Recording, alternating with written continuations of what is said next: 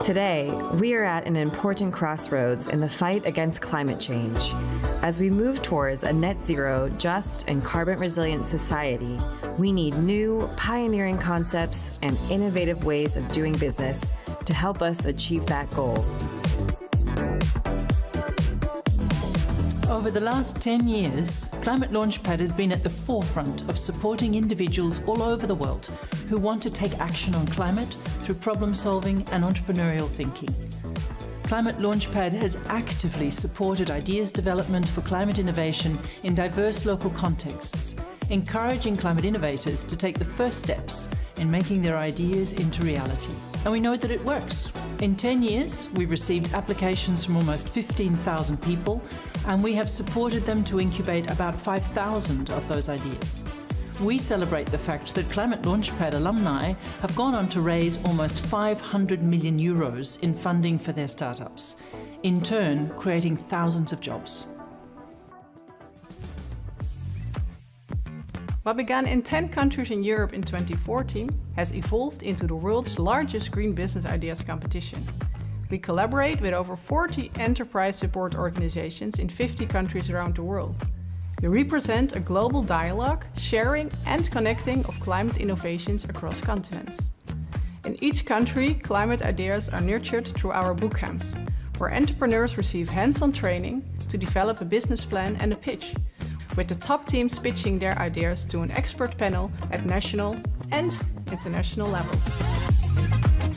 It's not just about the startups, though. We offer our supporters a chance to get actively involved, become inspired, and help shape these green business ideas. I got involved with Climate Launchpad in 2022. I think it is important that initiatives such as Climate Launchpad get the attention that they deserve, and it is a critical part of driving the battle against climate change. The future, I think, is bright when we hand it to those people there. So I'm going home in great form, you know, and I'm delighted I came here. And by the way, I'm delighted the Government of Ireland and Irish Aid are supported. Over the last 10 years, we've kick-started a global pipeline of climate solutions and, even more importantly, a network of skilled climate innovators, actively learning how to really change the world. So join us and help support the next 10 years of climate innovations. Find out more at ClimateLaunchpad.org.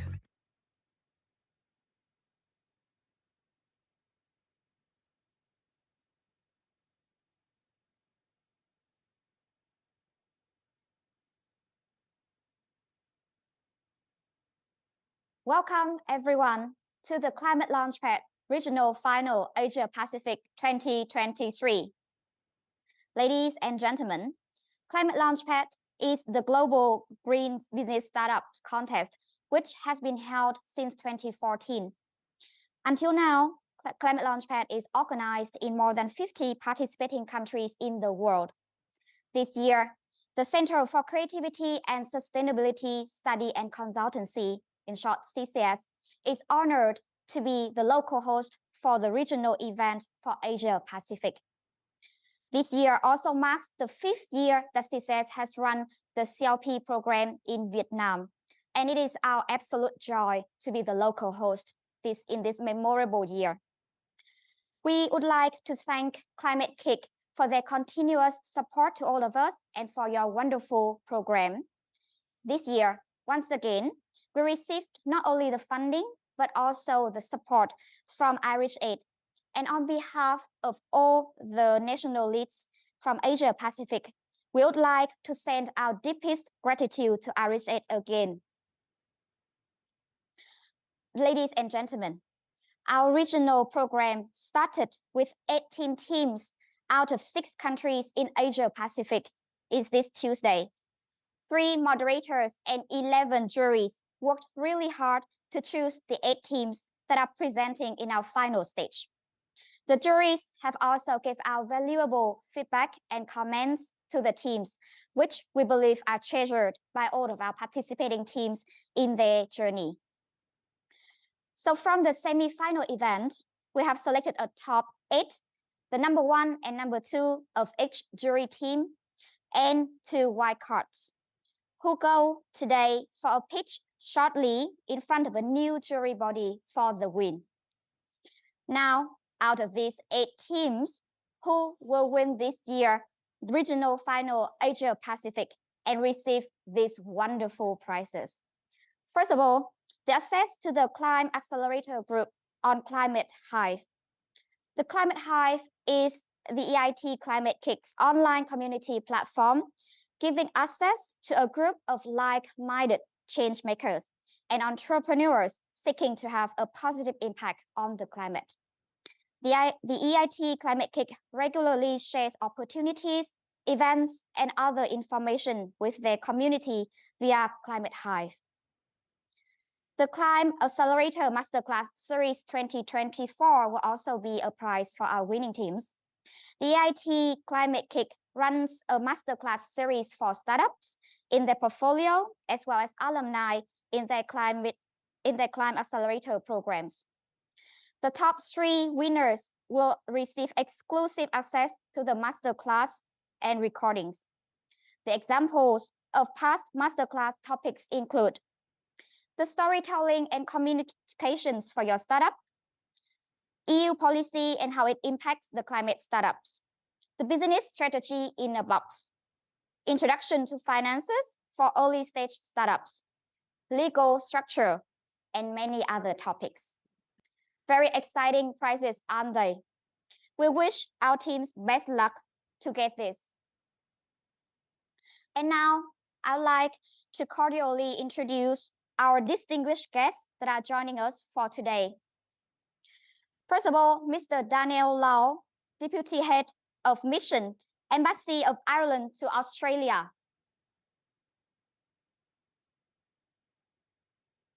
Good afternoon, sir. Secondly is Ms. Thea Boho, Entrepreneurship Program Manager, EIT Climate-KIC.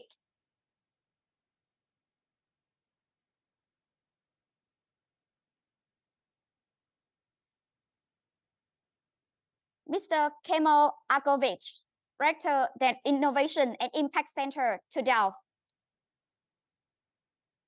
Thank you, sir, for today.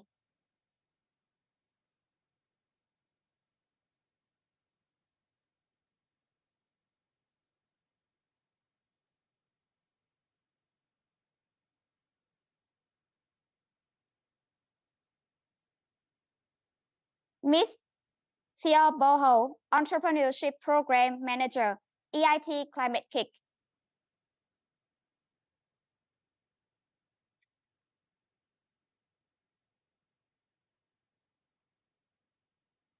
And finally, Dr. Tava Palanisamy, the leading agri-tech and microplastic expert and senior advisors to CALPI. Thank you very much, our juries, our distinguished guests, for joining us today. For today's event, we are honored also to have the distinguished guests as our juries as well. And my final welcome to all of you who are joining us via the live stream at this very moment from all over the world. Thank you for joining our hands to fight climate change, one startup at a time. Now, I would like to cordially invite Mr. Daniel Lau, Deputy Head of Mission, Embassy of Ireland to Australia, to deliver a welcome speech. Please, sir.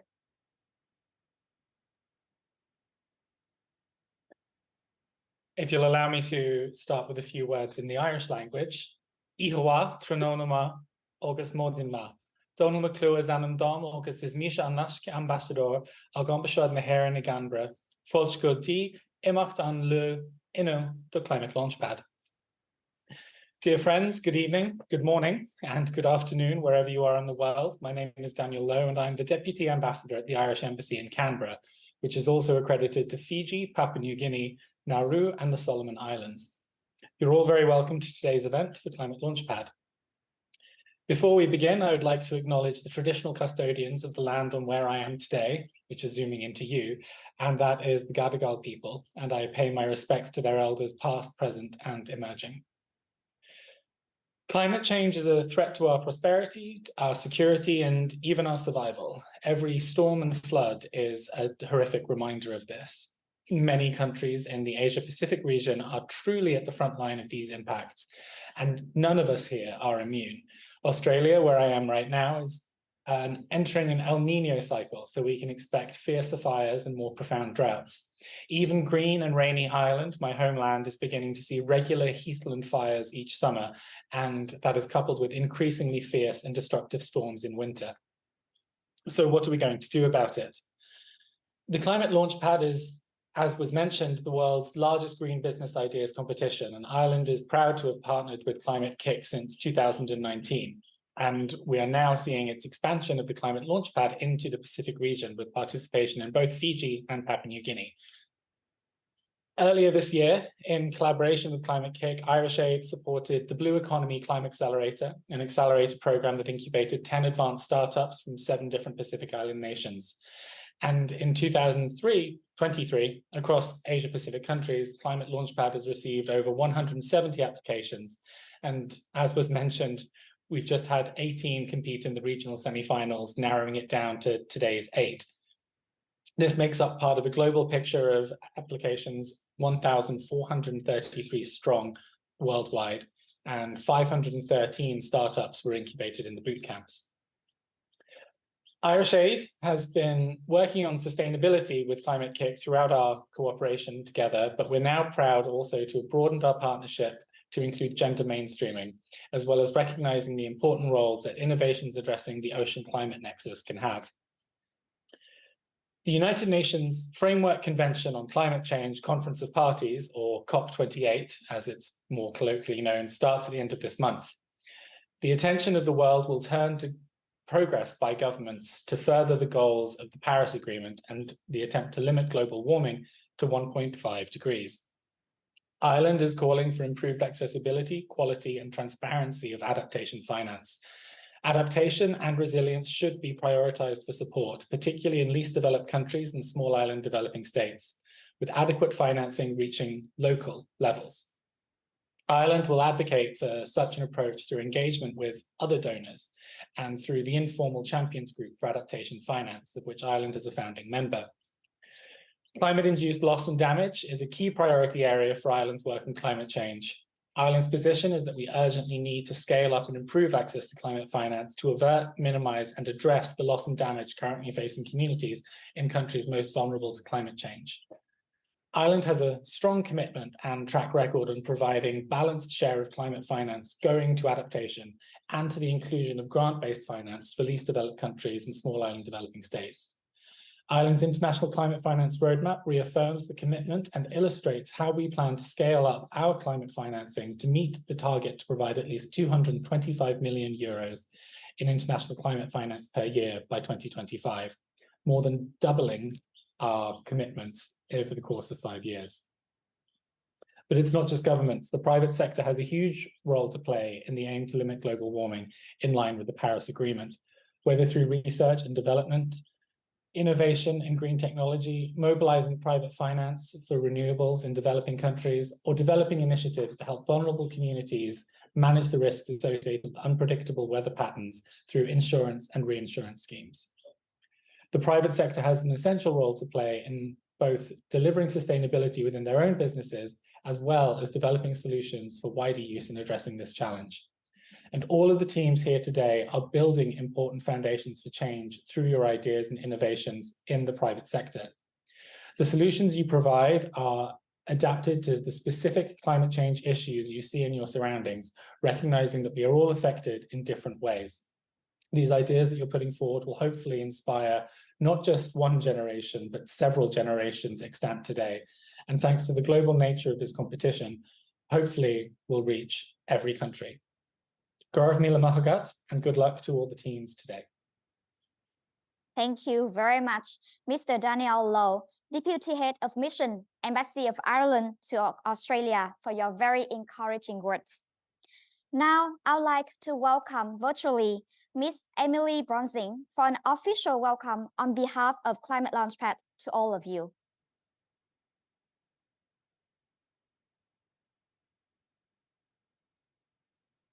Hello everyone, welcome to this regional final.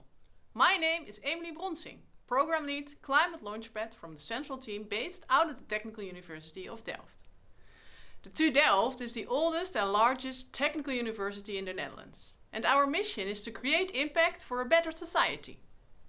That's why it's no wonder that we, in partnership with Climate-KIC and our global partners IRS8 and Bank of America, have found the perfect outlet for this mission in Climate Launchpad. Climate Launchpad is all about unlocking the world's clean tech potential. We aim to tackle climate change, one startup at a time. And we do this by helping entrepreneurs across the globe build successful businesses, creating ever bigger impact. Speaking of creating impact, this year we are celebrating our 10th edition. We started in 2014 with 10 countries in Europe, and this year we are running in over 50 countries worldwide. And in the last 10 editions we have attracted more than 50,000 applications in total, almost 5,000 startups are trained in boot camps, and they invested 480 million investment we found. We, along with other strong network of national leads, have achieved this massive impact through 3 simple steps. Inviting bright and driven people from various walks of life to apply with their green business idea. And it could be ideas back on a napkin. We train those people in the skills they need to build their idea into a successful company. And we connect them with customers, the business community, and capital. And in this way, we create an innovation ecosystem for scalable climate change solutions. Hereby, I would like to thank all our national partners for running the national programs and for helping all of the participating inspiring entrepreneurs. All our trainers for running more than 45 bootcamps, and all the jury members for selecting the top 3 winners at each national finals. And, of course, all our entrepreneurs for challenging each other. And last but not least, a big thank you to our national partner who is hosting this regional final. And that brings us here, to the regional finals. This is the last stage of the Climate Launchpad competition this year. The goal of the regional final is to bring together the top teams from the countries in each region.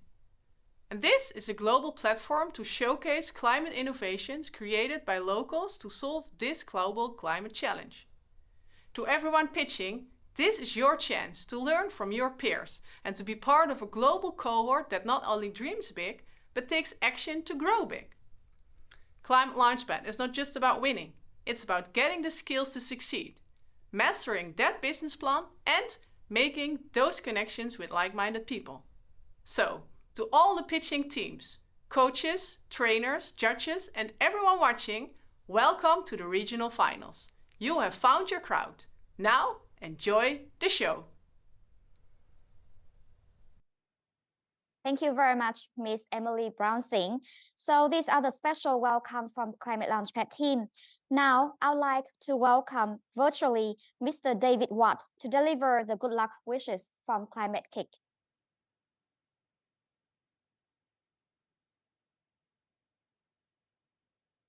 Hi everybody, my name is David Watt, Strategic Programs Builder for Entrepreneurship at EIT Climate-KIC. On behalf of EIT Climate-KIC, I am thrilled to extend a warm welcome to all of you joining us today for the regional finals of Climate Launchpad 2023. EIT Climate-KIC is Europe's leading climate innovation agency and community, supporting cities, regions, countries, and industries to bridge the gap between climate commitments and the current reality. In 2023, the urgency of the climate crisis has reached unprecedented levels, and global temperatures have reached their hottest ever recorded. In the face of these challenges, our commitment to supporting climate innovation and entrepreneurship is more critical than ever. This year, we celebrate 10 years of Climate Launchpad, a remarkable achievement for a program that started small in 2014 with only 10 participating countries in Europe. That program has now grown to become the world's largest green business ideas competition, operating in over 50 countries and driving early-stage climate innovation worldwide. Over the past 10 years, we have received almost 15,000 applications to our program and incubated around 5,000 early-stage climate startups from all around the world. Additionally, Climate Launchpad alumni have gone on to raise almost 500 million euros in funding for their innovative businesses. This, of course, would not have been possible without the incredible mix of partners and supporters who make this program happen every year. So before we get to the pitches today, there are a few thank yous I would like to make. First and foremost, I'd like to thank our phenomenal Climate Launchpad central team at the Technical University of Delft in the Netherlands.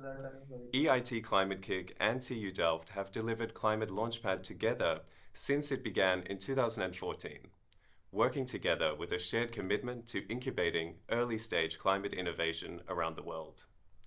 Thank you to our partners, Bank of America and Irish Aid, whose unwavering support of the program allows us to continue to unearth inspiring climate innovations year after year. And we cannot forget, of course, our national leads, the local delivery partners who work tirelessly on the ground. Your dedication and hard work are the driving force behind the success of this program. Finally, to our startups. Today we are reminded of the incredible potential within each of you. Your ideas, innovation, and dedication are driving positive change in the world. But remember, one idea in isolation is not enough. We encourage you to seek out opportunities for collaboration with your peers, combining ideas, skill sets, and expertise. We truly believe that by working collaboratively, we can unlock an incredible amount of impact. Together, we form a global community united by a shared purpose, fighting climate change and building a just, beautiful, and climate-resilient future. So today we are so excited to witness the top innovations emerging from Climate Launchpad 2023 and the positive impact they'll no doubt have on our world and our future. Good luck to all of the teams today, and let the regional finals begin. Thank you very much, the Climate-KIC, for your wishes. Now, ladies and gentlemen, I would like to redirect your attention now on how our today's setup will be. So we will have 8 teams competing, and each team will have 5 minutes pitching, followed by strictly 3 minutes of Q&A with our juries live. Then we will have 2 minutes of turnaround time for our juries to finish their scorecard before we move to the next team. Before we go to the highlight of the day, may I have the honor to introduce our jury members who will decide the winning team of Climate Launchpad Regional Final Asia Pacific. Please join me to welcome our first jury, Dr. Thava Palanisamy, leading agri-tech and microplastics expert and senior advisor to ClimateLaunchpad company. ClimateLaunchpad is an alumni from our CLP program. Good afternoon, Dr. Palanisamy. As an alumni, what do you have for advices for our teams today? Yeah, thank you. Thank you for the opportunity. Yeah, I've been part of ClimateLaunchpad's journey. So starting from zero, now we are within short of attracting large funding for our commercial success. So there are various stages and challenges and limitations, but we kept our passion high and we reached this stage within this last couple of years. So one important thing and message is that be patient and then continue to work hard and chase your dream. Thank you. Thank you very much. Thank you very much. So be patient and work hard at chasing your dream is the word from Mr. Palanisamy. Thank you very much. Our second jury today will be Ms. Thea Boho, Entrepreneurship Program Manager, EIT Climate-KIC. Welcome, Ms. Boho. Hi, everyone. So Morning. glad to be here. Yes. Could you please share shortly how can the teams really impress you today? This is going to be my second time actually doing a CLP. The first one was in London, so this is the second time to do it virtually. So I'm excited to see all that you have to offer. On my end, I've been working on diversity, equity, inclusion, and climate change adaptation and climate change solution. So on my end, that's what I'm gonna look into. Like, what are you addressing specifically, or are there specific groups that you are addressing, specific concerns that you are addressing? So, looking into the diversity, and are you addressing any equity? Is your proposal really inclusive? So those are the things that I look into, and I think that would stand out in terms of climate change solutions. So why do I look into that? Because that actually is one of the biggest, what you call, indicator of how sustainable your solutions are. Thank you.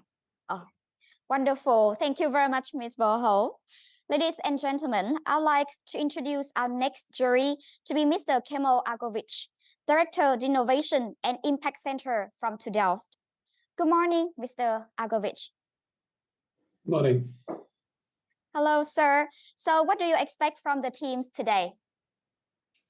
Well, thank you for having me here. This is my first time that I'm doing this, so I think, well, as far as my reference goes, this will be the best one as well. And I hope to see also the best pitches from your side as well. I hope to see the pitches that will blow me away, which will have a real impact on a better society. That's what Delft University of Technology is aiming for. Yes, thank you so very much, sir. So everyone is waiting for blowing performances.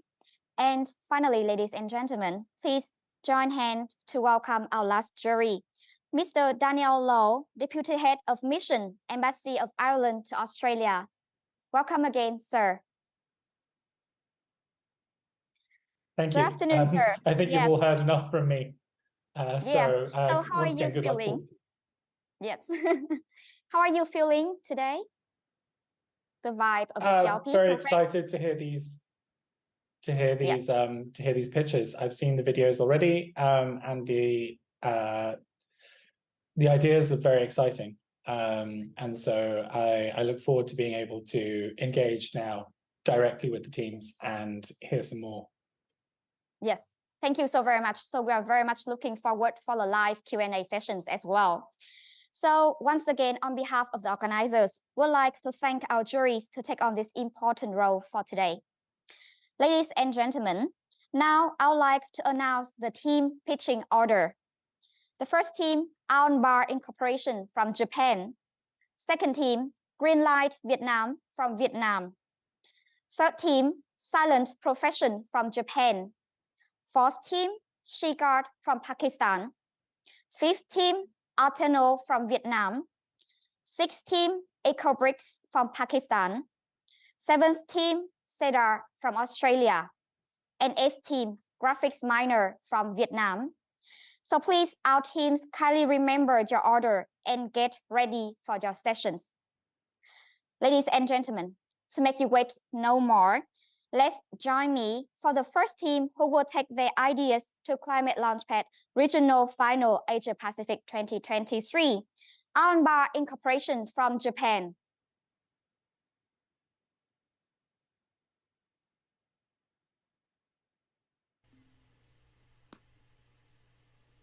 Greetings to all individuals. I'm going to provide an explanation regarding the procedure of producing hydrogen directly from water in a straightforward manner. Our thinking is straightforward. By harnessing renewable energy, we produce hydrogen and supply it to power companies, utilities, and other entities in need of clean energy solutions. There are numerous hydrogen-based projects currently being developed around the world in various countries. As you know, there are numerous applications for hydrogen, such as its utilization in steelmaking or power generation, or for operating hydrogen trucks. When these applications are combined, there are plans to utilize 80 million tons of hydrogen on an annual basis. And in Japan, the initial plan is to utilize 4 million tons of hydrogen annually. Our primary target market is Japan. I believe that it is possible to reduce costs by 50% compared to conventional methods by using the development method. There are 3 reasons for this. One is that there is no need for pre-processing, such as converting fresh water to pure water, as hydrogen can be produced directly from seawater. Additionally, there are times when it is necessary to increase purity. For example, if hydrogen is used in a fuel cell, 99% purity is not sufficient for requirements. The process requires 99.99999% of hydrogen as a total. We're developing a new kind of catalyst that can easily solve these issues in collaboration with another company. Additionally, we are also working on the development of new electrolysis catalysts that are suitable for the electrolysis of seawater in partnership with another company. By combining these, a state-of-the-art electrolysis device that utilizes unprecedented seawater to carry out electrolysis and generate hydrogen is successfully completed. This plan has been selected for the Tokyo Rise ESG project, which will be hosted by the Tokyo Metropolitan Government in September of this year. In a time frame of up to 3 years, directly produce hydrogen from seawater in the area of Tokyo Bay. We will conduct experiments such as supplying this to hydrogen fuel cell buses operated by the Tokyo Metropolitan Government. We have spoken with many customers, including steel companies, power companies, automobile manufacturers, chemical product manufacturers, and energy-related companies. There are 3 main opinions that have been summarized. One is that the price of hydrogen, which is a raw material, is important because it is cheap. However, in the future, the production of green hydrogen using renewable energy sources will become increasingly necessary. In order to mitigate country risk, it is necessary to prioritize domestic hydrogen production. These are the 3 key factors to consider for ensuring energy security. This time, we computed the financial impact of transitioning from LNG power generation to hydrogen power generation. The market share accounts for 2% of the total market, and the annual profit amounts to $4 million in terms of financial gains. What is even more crucial is the reduction of carbon dioxide emissions as a climate impact and as a measure to mitigate the adverse effects of climate change. By converting LNG power generation to hydrogen power generation, it is possible to reduce 16,600 tons of carbon dioxide annually. This is an illustration at a single power generation facility, serving as a representative example. I am a team. In my previous job, I worked for Yamaha Motor Koji Ltd. I retired using an early retirement program and then co-founded my current company with my wife.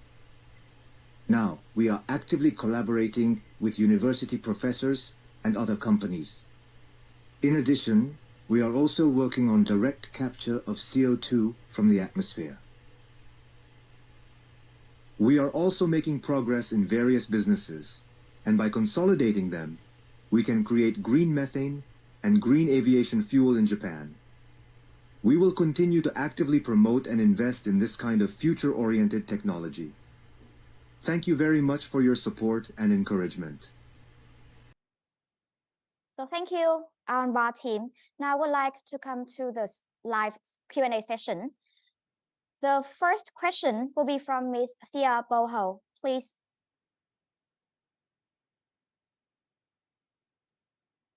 Hi, thank you so much for the pitch, Sakurai-san. That was really interesting.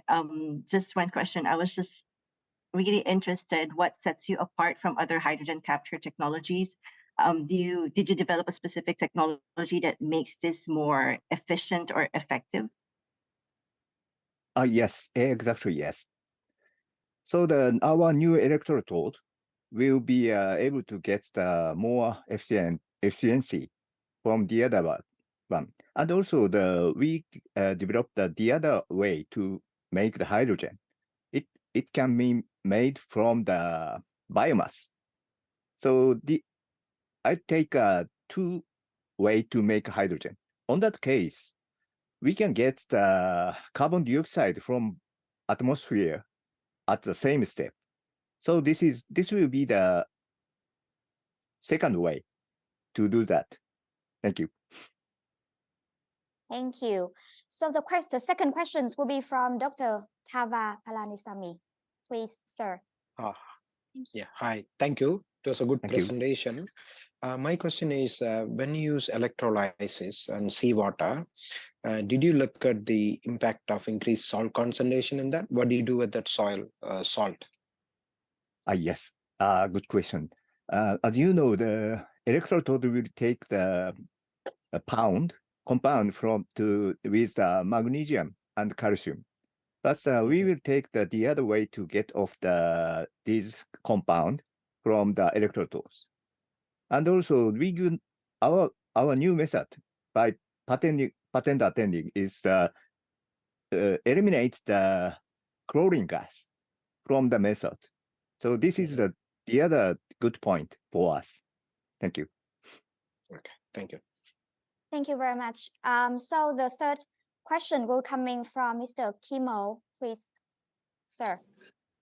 Thank you. Thank you for a very nice presentation as well. I was curious if you have looked at the energy efficiency of your process. So, to make it more specific, from a kilowatt to a mile, how do you compare to let's say batteries, and what's your energy efficiency in there? Well, good question. Thank you. As you know, the efficiency from the electricity to make the hydrogen is still high. But in the future, for example, in Japan, this summer, the big power company cut off the solar power generation from their net because it's too large to make the solar power. So on that case, we can use this kind of electricity to make the hydrogen. And also it is just R&D, but R&D will take a stand. Thank you so very much. Thank you so very much, Alan Barr, for your 3 minutes of live Q&A, and congratulations. Great job answering the questions from the juries and opening the stage for our today. Now, thank you very much. Ladies, yes, thank you so very much. Now, ladies and gentlemen, please join hands behind the screen to welcome our second team pitching for today, Greenlight Vietnam.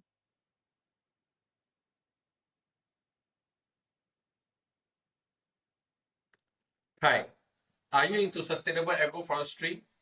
Don't know what to plant or no land? No problem.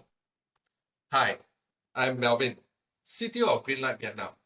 We offer sustainable agroforestry solutions to impact investors at $30 per tree. In our assessment, the global market stands at $251 billion.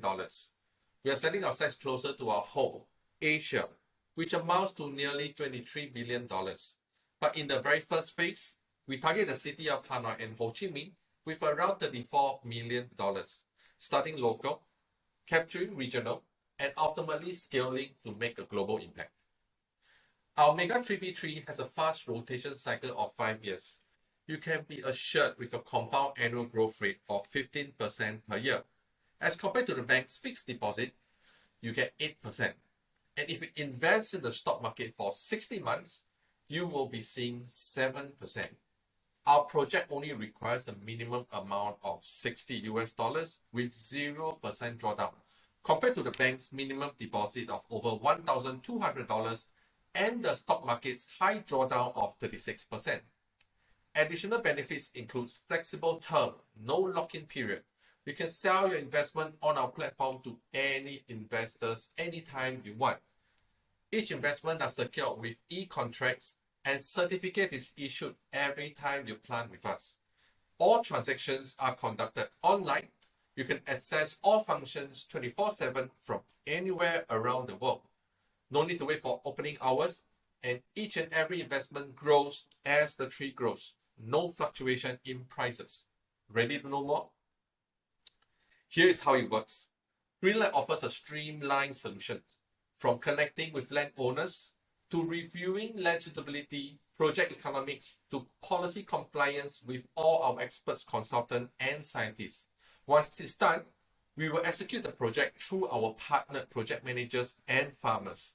Upon the end of rotation, the biomass will be harvested and sold to our contracted manufacturers.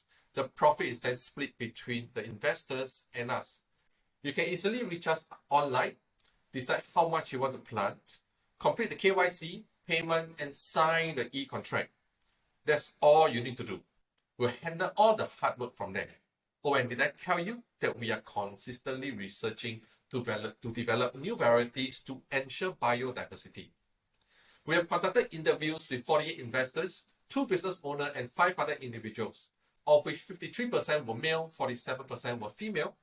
Our key assumptions were that investors were looking for 1, high returns, 2, short-term investing with fast turnaround, or 3, they were environmentally focused. However, we found that 47% were focusing on the impact on purpose, 32.7% focused on the financial returns, but both investors were open to short and long-term investments.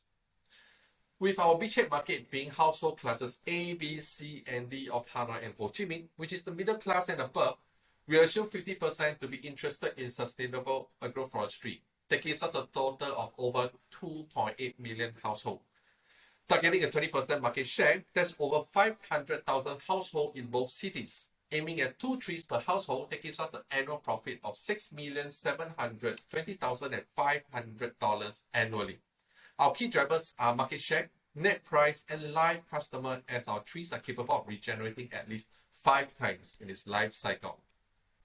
By the end of the first rotation cycle, which is the 5th year, our tree would have absorbed 568,122 tons of CO2, as compared to acacia and pine, which has a relatively lower amount. On top of that, we have created 7.856 million work hours for the population in the rural regions. That's equivalent to 4,041 full-time labor by the 5th year. Our team comprises of our founder, Mr. Win Man Tuan, CFO, Ms. Ni Ha, myself as CTO, Marketing Director, Ms. Yuri, BDM, Wing Van Zhu, and our Head of Agroforestry Development, Mr. Wing Kin Van. Our founder dreams to plant 100,000 hectares in 10 years to achieve a target asset value of $1 billion in 6 years and to improve the lives of 1.5 million families in 10 years. So join us in our journey. Help us make the world a much better place to live in. Thank you. Thank you very much, Greenlight Vietnam. So now we are coming to the live 3 minutes of Q&A. The first question will come from Mr. Daniel Low. Please, sir. Thank you for that presentation. It was really interesting. I'd like to know more about what trees you're planting and how you're assuring biodiversity safeguards, and if your climate impact in tons of carbon dioxide saved take into account land use change as part of your calculation.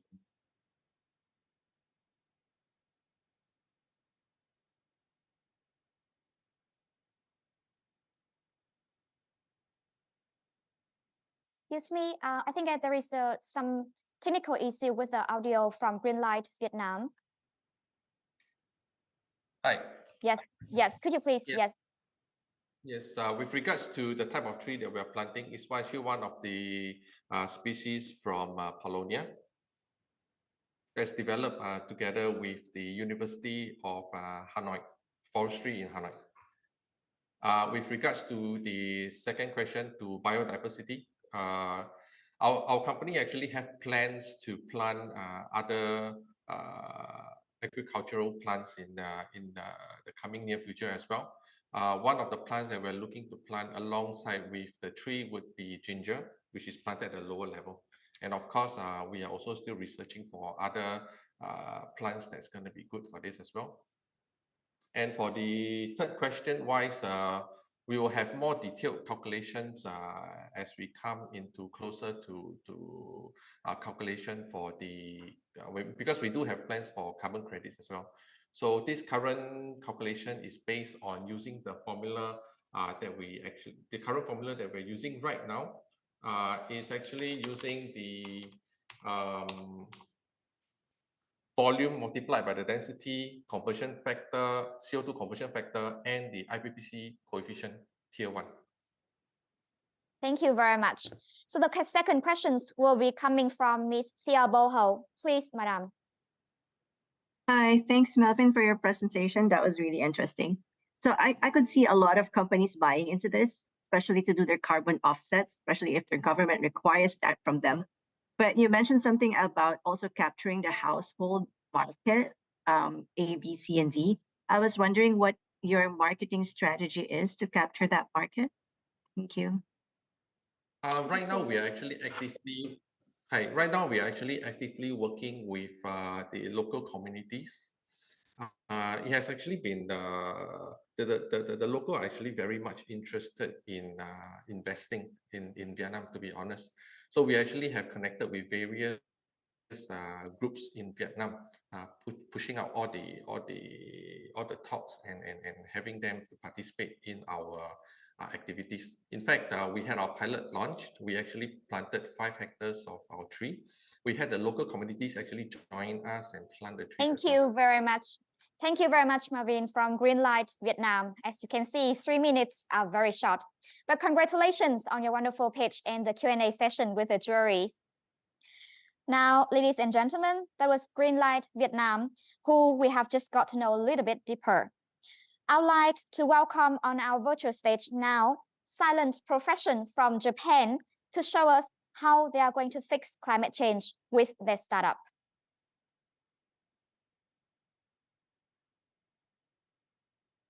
Hello, my name is Miki from Silent Profession. We are planning a business to sell compost made from food waste. Why do we focus on food waste and compost in ClimateLaunchpad? Because food loss is a major contributor to climate change, and quality compost is not yet widely available, although the world's agriculture is about to convert to organic farming. We sell compost for €8 per 5 kilos. Our customers are farmers, hobby farmers who are involved in cultivation at a rental farm, and public schools that grow vegetables in class. Initially, we approach hobby farmers at rental farms in Japan. That is our beachhead market. They tend to be eco-conscious and more willing to switch to organic farming with new compost than traditional farmers. The market size there is €17 million. Globally, organic land is expanding, and so is it in Japan. As for Japan, a new policy aiming to dramatically increase organic land is a major driver of this trend. We see our market growing. This is our customer value proposition. First, our compost is fully matured. After its application to the soil, you can use the land immediately, in contrast to unripe compost, which requires you to wait for the soil getting ready. Second, it is cheaper than other fully ripened alternatives. Cheapness can be achieved by procuring local organic resources, which are essentially for free. Third, you can contribute to the reduction of food loss by using this compost. Our product has some competitive advantages: to grow healthy and tasty vegetables by keeping the water in the soil clean, to leave you as little waste as possible by being sold in bulk or reusable package, and to bring you the joy of being a part of local organic circulation. We can also sell potting soil by blending our compost with other materials. This can attract urban citizens who are interested in planter cultivation. We conducted 30 interviews with farmers, hobby farmers, and educators. We found that people who practice conventional farming are surely interested in compost, but they don't have enough space or energy to make compost themselves, and they don't have much opportunity to get and use fully reaped compost. People who have already used compost answered that they use it because the compost makes it easier to grow vegetables, and also they don't care too much about its price if it matches the quality. In addition, educators suggested compost made from food loss at school lunch will be a great tool for children to feel and learn local ecosystem as well as to just grow organic vegetables. In 2028, We will take a 20% share of our budget market and make a profit of 1.6 million euros. The key drivers are market share, and net price. A 20% share of budget market could help reduce food waste by 1,500 tons per year. That means it saves over 3,000 tons of carbon dioxide compared to the case of incineration. It also means that 150 tons of methane gas can be reduced compared to the case of landfill disposal. This is our team. We are all involved in either raising or supporting kids and have learned an excellent composting technique for the next generation. We dream to contribute to the expansion of organic agricultural land with quality compost, to organize communities that circulate their local organic resources, and to earn 15 million euros after 10 years. Thank you very much, Silent Profession, and congratulations on your pitch. Now, the first question for our Q&A session will come from Mr. Kimo Agovich. Please, sir. Yes, thank you for the pitch and a very nice presentation. I was curious at your footprint for this whole operation. Let's say how's your footprint compared to production of the compost and distribution of it? I think it's about logistics, right? Yeah, we strive to minimize our carbon footprint through decentralized our operation. Okay, especially resource procurement will be carried out within 20 kilometers radius of our compost site. We also sell our compost within the community as much as possible. And only the surplus compost is sold in other areas. So then, and we built relatively small compost site in many different communities. That's how we decentralize the community, the compost production. And we also aim to create jobs in other areas to start up operation in areas where there are many hobbies gardeners. Thank you. Thank you. Thank you very much. Thank you. So the second questions will come from Dr. Tava Palanisamy. Please, sir. Yeah. Hi. Yeah, thank you. It was a nice presentation, interesting project. I want to know, have you done any calculations or testing on how your compost process will handle future waste streams such as compostable plastics and films? You know, very rarely you will get a pure compost or pure food waste, and some of the compostable plastic, it might take a long time to compost. And have you done any analysis on that? Thank you very much for the interesting question. I am involved in community compost groups, 2 groups, and we've already passed through 2 seasons there. And that means that we got the product already. And then I have the product checked by the government good enough to sell the local communities. And then the test result, it says that it doesn't have any contamination. So I think that the plastic problem within our production in that season was good enough. Yeah. Yeah. Okay. So what is the total duration of your composting? What is the total duration of the composting? The maximum 8 months, and okay. The minimum is 4 months. Minimum 4 months. Okay. Yeah. Thank you. Thank you. Thank you very much, Silent Profession. So that is Silent Profession. Congratulations on your pitch and your questions and answers with the juries. And as you can see, 3 minutes are very fast as well. So ladies and gentlemen, our next team who will be on our stage is Shigar from Pakistan. Please join me to welcome them on our stage.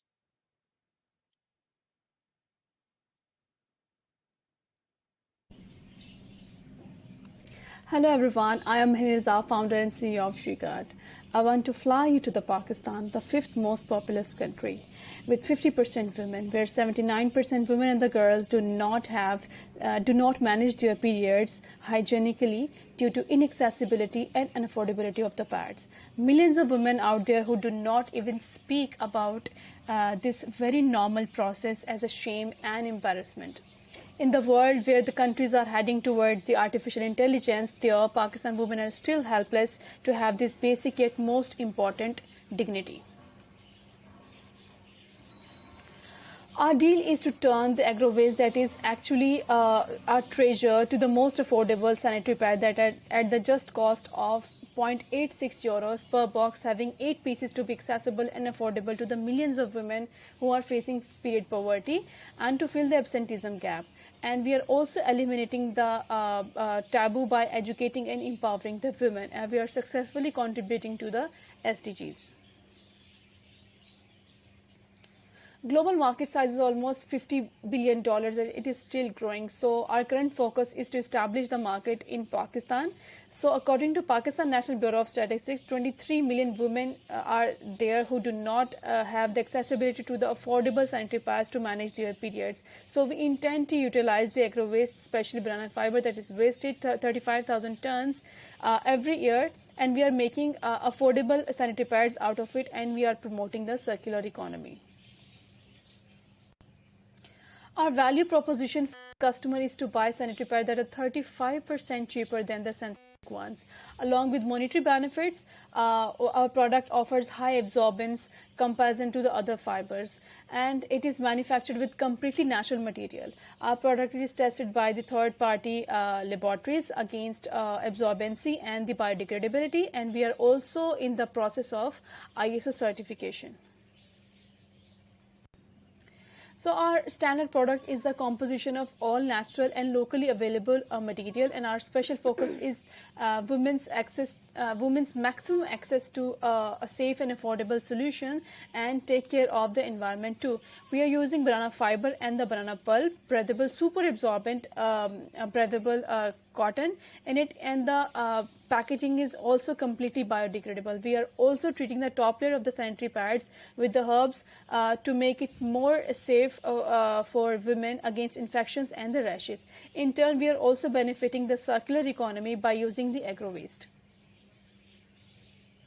We did our pilot and conducted extensive interviews of more than 500 women and the girls of the diverse backgrounds to asking them about their purchasing capability and their thoughts about the synthetic sanitary pads. And we learned through them that the pads they are using are uncomfortable and expensive.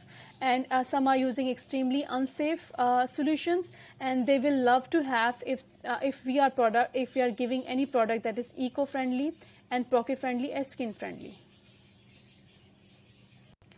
We are providing sanitary pads as a service with the customer life 5 years, and the cost to deliver per customer that is mere 25 euros, and the cost to sale is 9 euros. And considering a market share of 20%, we are expecting to earn a profit of more than 1 million euros annually because our business is quite demanding with a potential of scale up. Pakistan is at the 8th number of Climate Vulnerability Index. So as a research states that the woman is responsible for 360 kg of carbon dioxide emissions by using the synthetic sanitary pads throughout her reproductive life cycle, that is 40 years. So if a woman uses our product that is C-KIC for 40 years, then you can imagine how big the impact will be when millions of women will adopt this eco-friendly solution. So here is the C-KIC champions that are hailing from the different backgrounds, starting from myself. I am water sanitation and hygiene expert, and the other heroes and sheroes belong to biotechnology, microbiology, nanotechnology, post-harvest, business, and mechanical engineers are there who are working day and night to grow and scale the business to provide the women the courage to speak and pride of safe period dignity. Our dream is to establish a full-fledged C-KIC company and contribute in SDGs, empower thousands of women for the opportunities of reproductive health rights, and to earn 15 million euros by 2028. And I believe CLP is the platform to make our dream come true, and validation of CLP is of for the country like Pakistan is really, really important to make an impact. Thank you very much, Shigar, and congratulations on making it to the final 8 today. Now, the first question for your live Q&A session will come from Ms. Thea Boho. Please, Madam. Hi, Marine. Thank you so much for the presentation. And as the only potential user of your product among the jury, I do have a lot of insights and questions, but we have to reduce that one. So the most important question that I have as a user, as a regular user of that, for the others who do not know, 1.6 billion women menstruate every month, 500 million of which do not have access to proper menstrual care. So that's the number of people. So not just in Pakistan. So one of the major contributor for pollution in terms of using these traditional napkins is the plastic backing. But the plastic backing is very important to prevent leakage. So leakage is the number one issue for most of the eco-friendly products out there. So how do you address this leakage? Yeah, thank you so much for this question. So we are, doing two things to make it a proof leakage. One that we are currently doing, that is, a hydrophobic treated layer of cotton at the bottom to make it more proof leak. And the second is we are also in the process of inculcating the bioplastic in it, which is completely, biodegradable and eco-friendly. And our packaging is completely biodegradable as well. So we are not adding any plastic into the product or packaging anyway.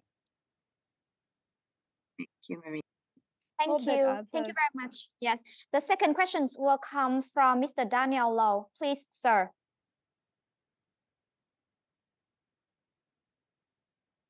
Yes. Thank you. That was a really interesting presentation, a very Thank you.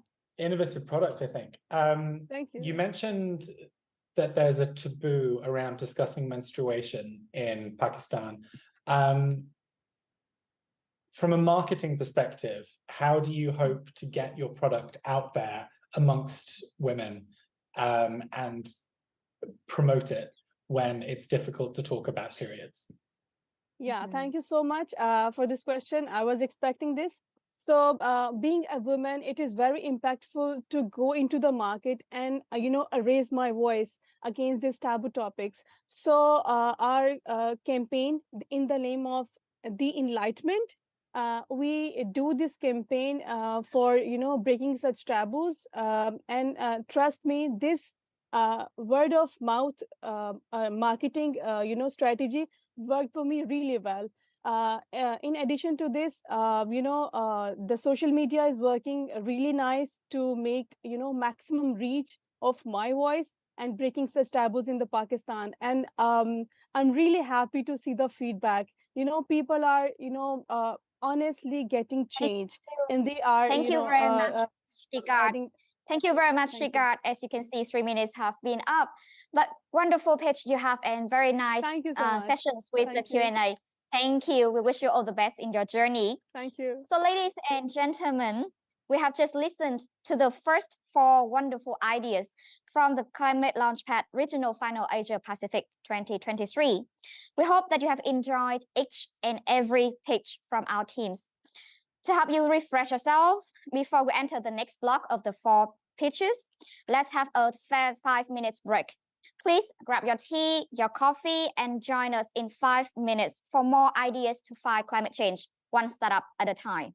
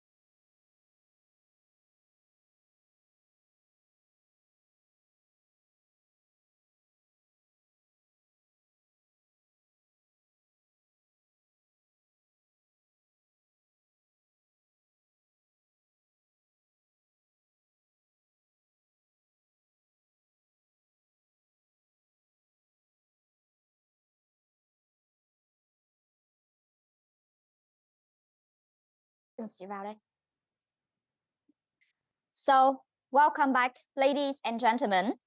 We hope you have had a quality break time, especially for our juries who I believe are working very hard at this moment. So the next team who will kickstart our second block of pitch, ladies and gentlemen, is Arteno from Vietnam. Please join me to welcome them on our stage.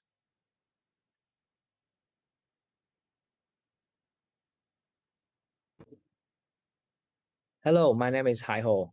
I'm from Antonio. We are on a mission to revolutionize the way the world heat and cool. We're creating a new type of battery that serves 52% of global energy consumption on heating and cooling. We provide zero-emission heat to agriculture exporter in Asia, Africa, and Latin America. In exchange for $18,000 per unit, we can store 88 kilowatt-hour of heat. Our market is huge, with the total addressable market for long durations energy storage system cost worldwide to $554 billion. We are just focusing on our biggest market in the next year, which is Vietnam and Indonesia, to have $600 million on drying tea, coffee, cacao, cashew nut. In 2030, we expand our market to 5 countries, including Vietnam, Indonesia, India, South Africa, and Senegal, to dry 700 million tons of local produce, which have a market about $4.6 billion. Currently, companies in these nations using fossil fuel or peak-hour electricity to generate carbon-intensive heat for drying or heating during their industrial process.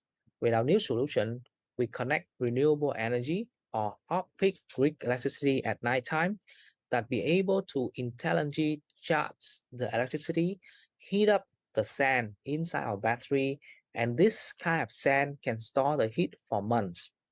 Once the heat is stored inside the battery, it can be distribute 100% clean heat with AI optimization to customer existing furnace or dryer.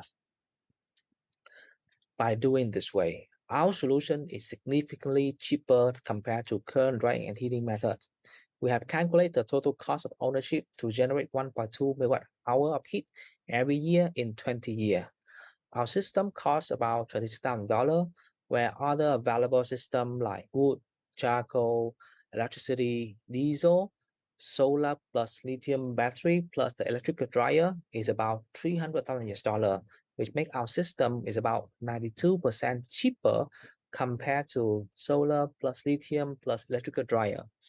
Not only by doing that, our system provides zero carbon emission heat, zero fires, safe for the worker, zero environment damage after we finish using the battery. And our battery lasts 4 times longer than normal lithium battery. We have interviewed hundreds of clients and convert some of them into paying customers. Initially, we think that our customer need to equip solar panel or wind turbine, and most of the drying system will need about 100 Celsius degree. But after discussing to our customer and deploying real product, we learned that our customer have been able to use off-peak charging at night time. We can already save 30% to our customer, and there's abundance of need for drying below 100 Celsius degree, which means we'll be able to maintain the cost of our battery low. By 2030, we projected to have $100 million a year by selling about 6,000 batteries to our customer. Each battery we can sell at $18,000 with the cost to make it about $6,200. We can improve this number significantly by increasing the number of product produced, number of customers, and downgrade the cost to make. With 20% of the biggest market, we'll be able to save 20 million metric tons of carbon emissions. This is doable because for one small factory with generate about 176 kilowatt-hour of heat pilot, we can save 635 tons of carbon emissions, that's equivalent to plant new 2003. And we already save 50% heating expenses on our pilot already. In order to build this, we have a great team. Ken, our CEO, had years of experience of building software company. He sold several companies, notably one of the companies he sold to Grab. Nam, our CTO, have worked at Samsung ABB Robotics. During his career, he have helped design and produce 180 million smart devices. I myself was the former vice chairman of the Pacific Asia Travel Associations. I have raised $2 million in my previous company and helped companies to grow globally. Together, we have a dream to reduce 100 million tons of carbon emission while generating $100 million revenue. Thank you for listening to our dream. Thank you very much, Arteno, and congratulations on your pitch. Now, the first question to your live Q&A session will come from Mr. Kimo Agovich. Please, sir. Thank you. Thank you also for a great presentation. I'm very curious, actually, how does your battery work? So you said it's a thermal battery, and also the resources for your battery. Where do you get them from? Okay, so the concept has been working for thousands of years. Every time you go to the seaside during the sunset, you touch your feet on the sand, it's still warm. And humans have been using sand to store heat for a long time. So basically, we have a battery, and inside here is 1 ton of sand. The solar panel will heat up the heating rod inside, and we can keep that for 600 to 1000 Celsius degree. And with the current commercial pilot that we're doing, we can keep that heat for 1 month. Yes. And this is a sand that you can get anywhere. And the best sand is the one that nobody wants, desert sand. Thank you for your answer. So the second question will come from Dr. Tava Palanisamy. Please, sir. Hi, thank you for the presentation. My question is, what stage of commercialization are you in? Can you say the TRL, technical readiness level, or a scale, pilot scale, bench scale? So what's your maximum size that you tested this battery? Okay, so we already have a commercial pilot. We have 3 side contracts with a value of $300,000 already. We have raised a pre-seed round, and we're in the process of closing our seed round of $1 million. And in terms of customer, we have tea company, we have Nestle from a coffee export company. We have Saint-Gobain, which is the world's largest construction material company, who's in the pipeline for us. Right now, we will be able to manufacture about 4 batteries per month with our current capacity. But after closing our seed round, we'll be able to manufacture 45 batteries per month. And we already have a factory nearby our lab, 30 kilometers away. We don't have to invest in the factory. We got a partner who do a factory as a service for us. So we have 1 factory nearby Ho Chi Minh City, Vietnam. We have another factory in Kuala Lumpur, Malaysia.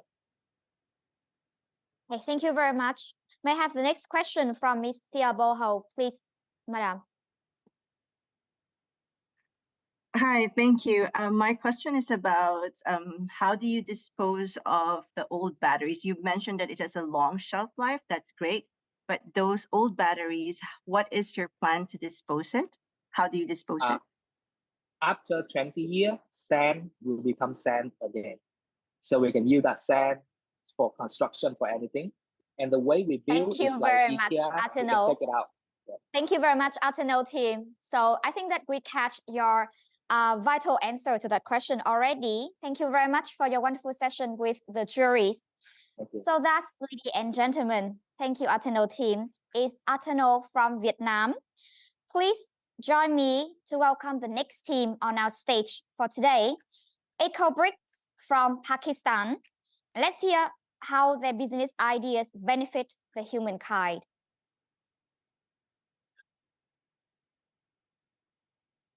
Rapid economic growth and urbanization are driving an unprecedented demand for construction materials.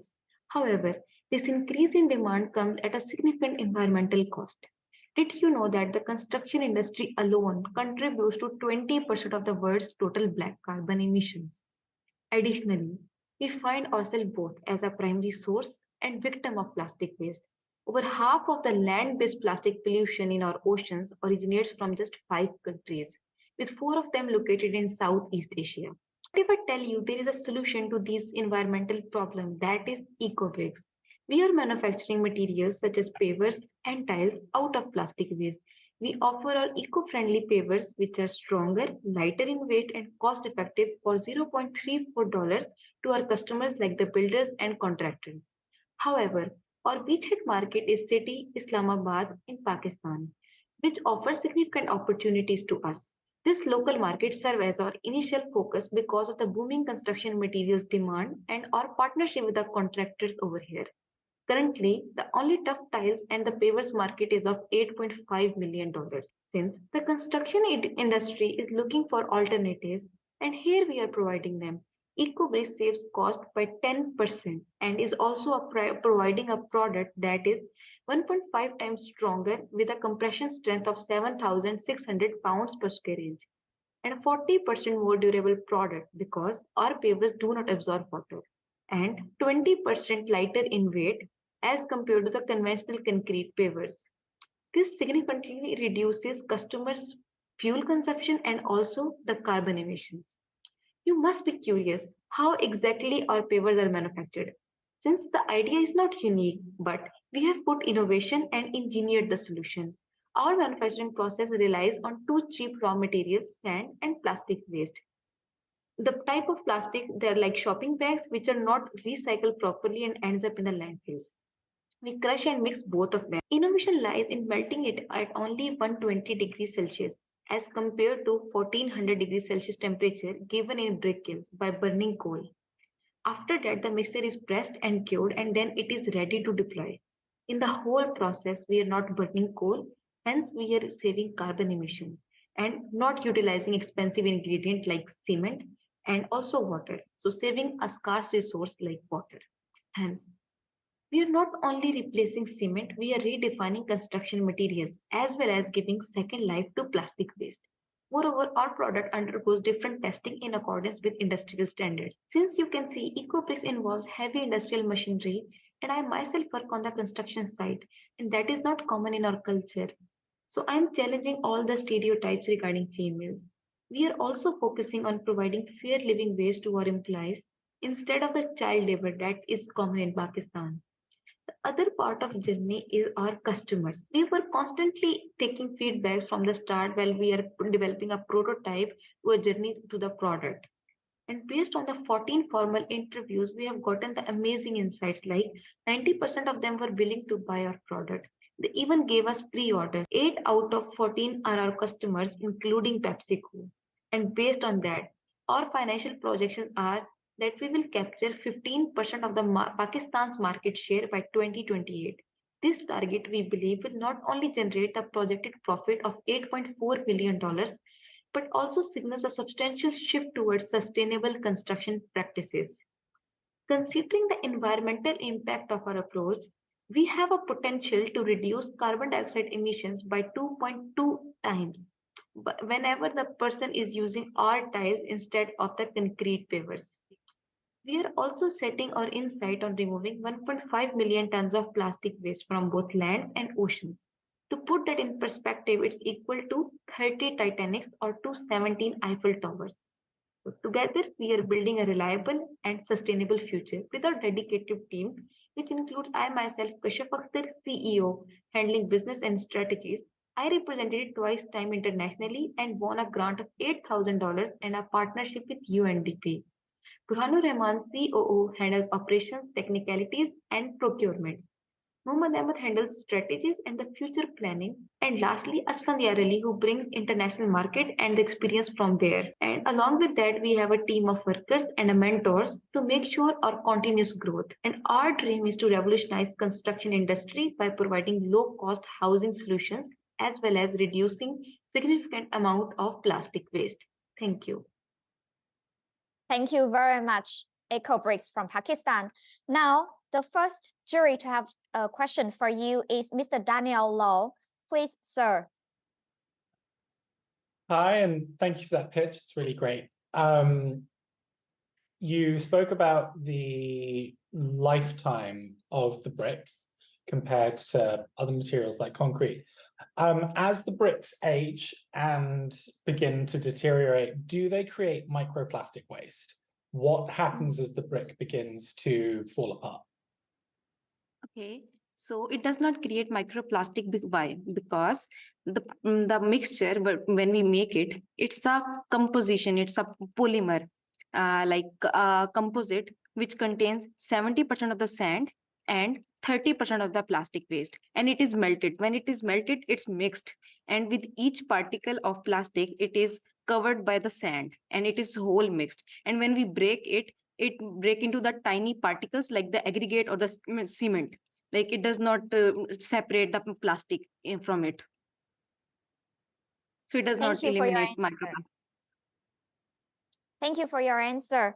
So the second question will comes from Dr. Thava Palanisamy. Please, sir. Yeah. Thank you. Daniel actually asked my question, but I just want to extend that question. So the process you explained, that's exactly how microplastics are generated. So whether it's stuck to sand or stuck to soil or stuck to any material, at the end of the life, the process is called weathering. You can create that weathering naturally by leaving it in the open air, or you can actually mechanically break it, but still it will disintegrate into microplastic. That's the exact process microplastics is made.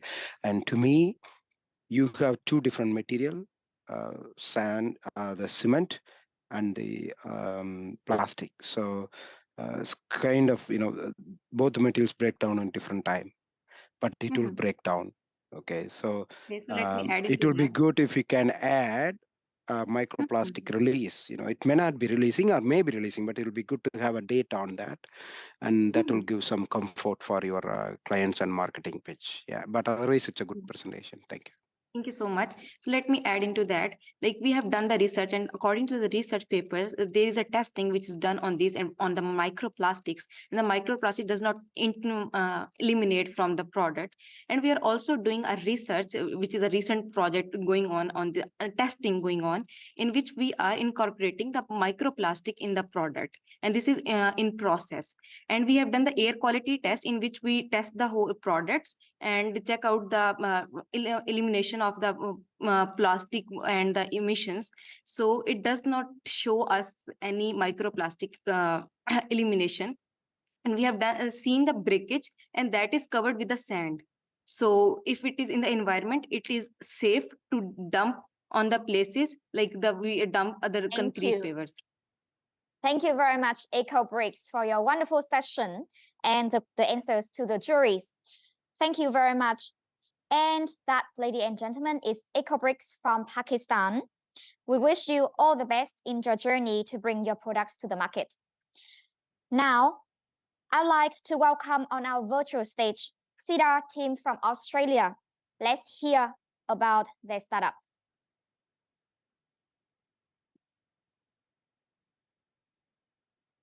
Hi everyone, thank you all so much for your time.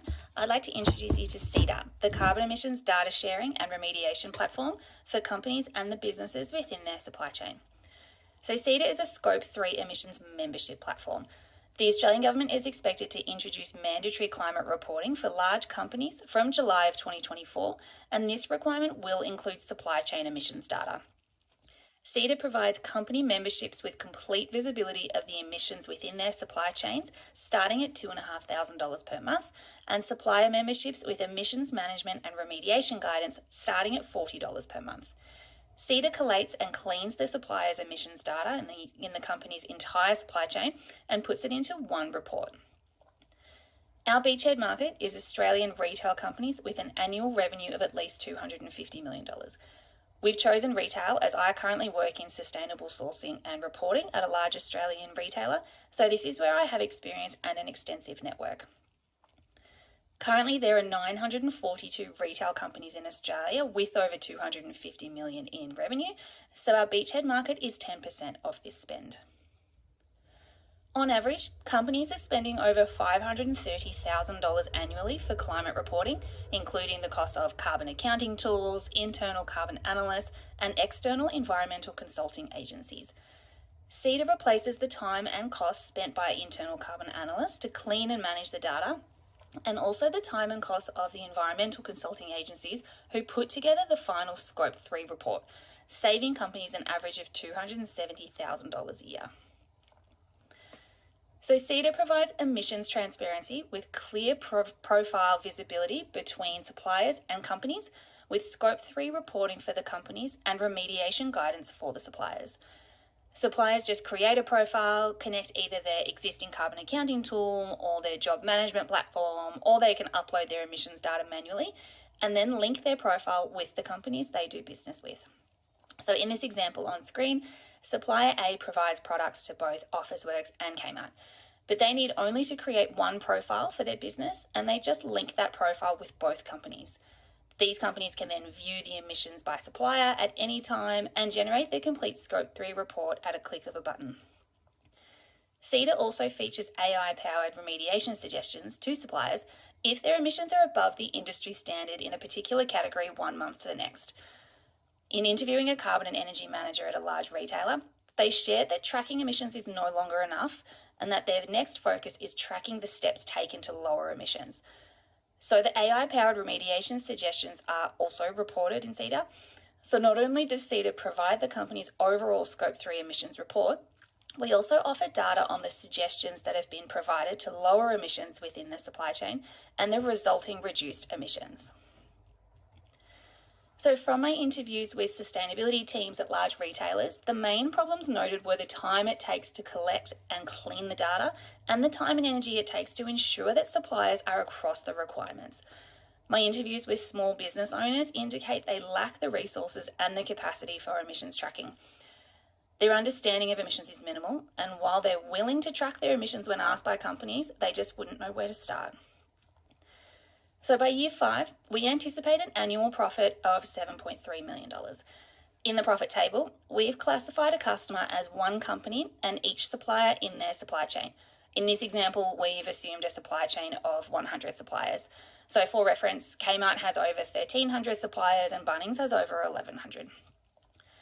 By year 5, we expect to have 10% of the market, and with a $30,000 per year company fee and a $500 per year per supplier fee, we anticipate an annual profit of $7.3 million. So according to a study undertaken by Carbon Trust on 75 large UK companies, tracking emissions leads to an average emissions reduction of 14%. The Australian retail industry is responsible for 24.35 metric tonnes of Australia's overall emissions. So with emissions tracking, we expect to see a reduction in the industry of 3.409 metric tonnes per year, totaling 17.045 metric tonnes by year 5. So the CEDA team so far is my co-founder Gav and myself. I'm a domain expert in sustainable supply chain management and reporting, and Gav is our tech expert with over 20 years experience in the tech industry. Together, we aim to create a simple emissions reporting and remediation platform to help lower emissions by 17.045 metric tonnes while reaching over $7 million in revenue within 5 years. Thank you all so much for your time.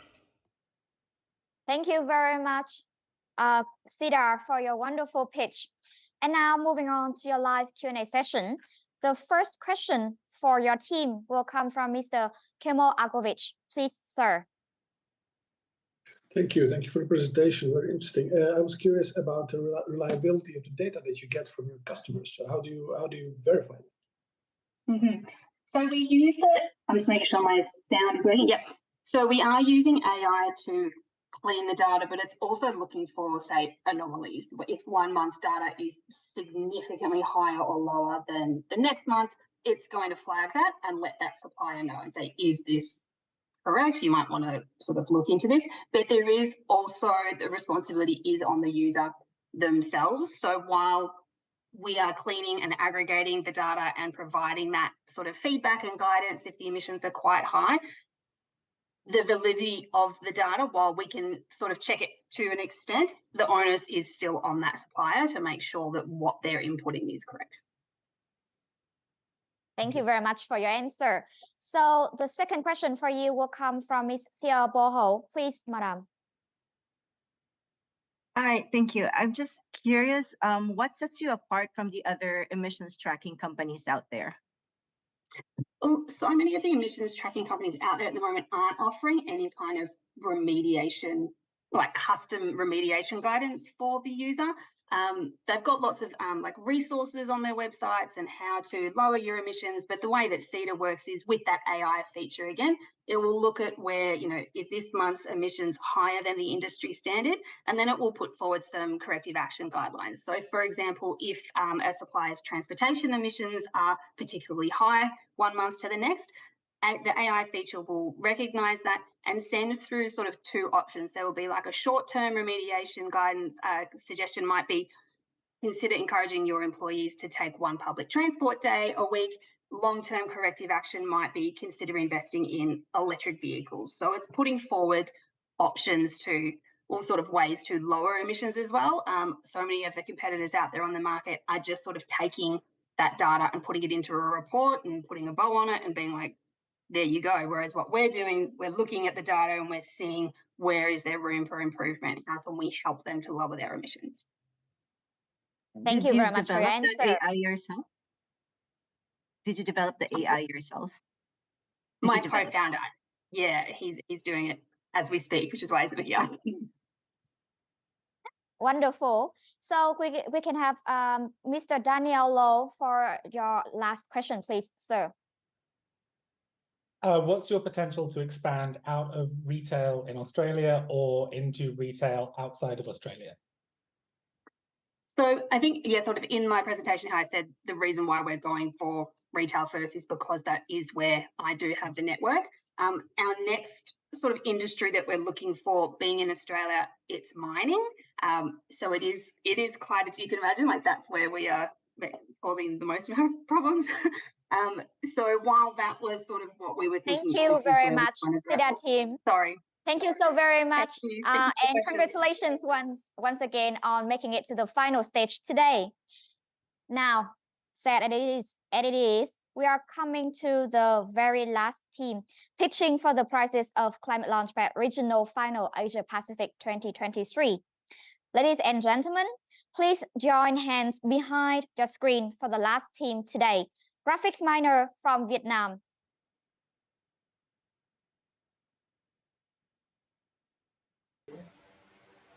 Hello everyone, my name is Phương Hoàng from Graphics Minor team. It's my pleasure to present to you Scabo eco-friendly AI enable smarter kit for children around the world. Why we do it? I'm a father of a 9-year-old son, and I found it super difficult to purchase appropriate toys for my son since I'm more aware of plastic pollution. And based on the UN Environment Report in 2014 valuing plastic, the toy industry is surprisingly the most plastic-intensive industry in the world. We're developing the cardboard toy kits for children so that they can play with the cardboard toy kits. And we also developing the augmented reality. As you can see that they can use their smart devices on the left. They can play and they can learn together with the cardboard toy. In the deal, we offer the 3D inventory and cardboard toy kits for children so that all family members, they can play together. So we are targeting the low and the middle income families in consumer toy industry and the consumer robotics market, so that the customer can purchase our toy in retailers with in e-commerce with retailers. The market size for the toy industry only is 98 million USD around the world, and in the beachhead market in Vietnam, we are going to launch at least 40K units in the first year launching, and we have a plan to launch our product in international market like Thailand, Germany, and Canada with the sum of more than 200 million US dollar. We offer the value proposition for our customer, which is 5 times cheaper. Right now, in compare with the plastic toy in the market, our cardboard toy kit is 5 times cheaper than the normal toys. And we have the product lifetime is 3 times longer than the normal product, since we have the augmented reality contents, so that the children, they can play, they can learn together. And we also contribute to the reduction of CO2 emission in the toy industry. Last but not least, we offer the offline mode for children in rural area, so that even they don't have an internet connection, they can play, they can enjoy the moment, they can talk with the toys. Our product already registered the exclusive patent with the law firm Baker McKenzie last year, and our industrial design already granted and active. And we were lucky since we are the top 3 in the Qualcomm Innovation Challenge last year. We also demonstrated our products in ASEAN SIGGRAPH in Vancouver, Canada last year, and in ISMA in Singapore. And we keep listening to our customer to discover more about their feedback and how to improve our product. And we understand that the parents, they do care about the origins of the product, and they willing to pay like $50 for the STEAM and STEM feature for the toys for their children. With more than 210 survey respondents with the parents in Vancouver, in Vietnam, in Korea, and Singapore. Our projected profit gonna be $40 million US dollar for the 5th year launching, with more than 1.5 million products with the 15% of market share. Our team will save at least 83% of CO2 emission in 1 ton of toys in the market in compare with plastic toys. So with our green AI on-device unsupervised AI system on even low-end devices, Android or iOS, the customer, the children, they can enjoy the moment of learning. So we can save more than 2.7 million gallons of gasoline with only 50% of each head market per year. Our team, we came from different backgrounds, from AI, augmented reality, and human-computer interaction.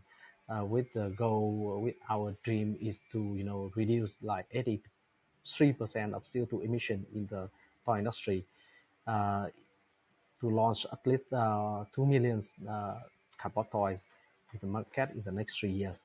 Thank you for your listening, and happy to share with all of you guys. Thank you very much, graphics minor, and congratulations on the last pitch of Climate Launchpad Regional Final Asia Pacific 2023. Now, the first question for your live Q&A session will come from Dr. Thava Palanisamy. Please, sir. Yeah, my question is, I didn't note any price. What cost? Oh, yes. What do you So, envision? Yeah. So I just share my screen. So can you see the screen? Oh, yep. Yeah, so we have 3 different types of products. So for the first one, the cardboard only, it's less than $8 the retail price. Less than $8 from retail price. But if we can collaborate more with the retailer, we can even reduce the cost and the price for the cardboard only toy, less than $5. So even with the cardboard only, they can play augmented reality. They can talk with the toys. And we have the robot. It may cost like 60 bucks. Yeah, I mean 60 US dollar per pack. And we have even all-in-one. It's a kind of very advanced toy for international school or private school. Yeah. Thank you. So the second question for you will come from Mr. Daniel Law. Please, sir. Thank you. These look like a lot of fun. Your goal for market share, is that market share of all toys, not including gaming services, or is it market share of toys that are like these cyberbots, they're kind of like little robot-y, as opposed to, water pistols and stuffed animals and the other sorts of things that children play with? So we are targeting children from 6 to 16. But our cardboard toy kit, we do hope that all family members, they can share the moment, they can play with the toy, and we can go with the B2B business model. So right now, the STEAM and STEM features is a very critical in many school in Vietnam, not only in Vietnam, but many in countries in Asia. In Asia country and Western country as well. So those 50% is a kind of ambitious goal, but we really want to target B2C and B2B business model. Thank you very much, Yes. graphics minor. Yeah, for sure. Thank you like, very much. Yeah. Yes, thank you and congratulations on the last team of Climate Launchpad Regional Final Asia Pacific 2023. Now, ladies and gentlemen, I can imagine our juries are working very hard because we have had so many wonderful ideas. To give our jury and all of you watching our live stream some time to process of our team's businesses, let's have a 5-minute break. After this, our juries will go for deliberation to choose the top 3 of Climate Launchpad Regional Final Asia Pacific 2023, while all of us will have an interesting session with a CLP alumni. So please join us again in 5 minutes to not miss this interesting session. Thank you.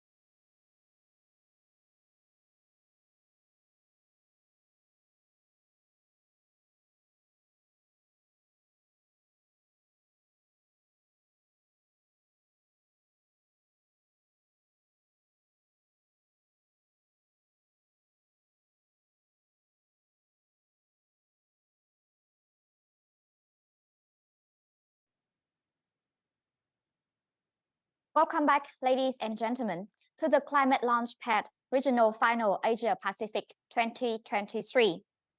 Now, as our juries are going into a very hot deliberation time, let's join us to welcome our guest speaker, Mr. Trần Văn Thành, Global Director of Lagom Company.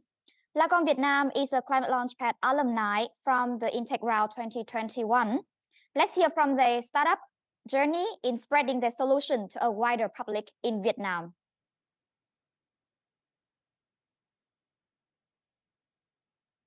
Good afternoon, Mr. Trần Văn Thành.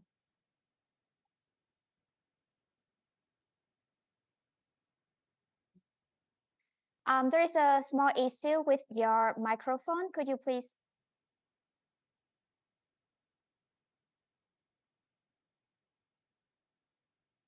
Yes. Okay. So thank you very much, Mr. Trần Văn Thành. Please share your screen with us and share with us your business idea.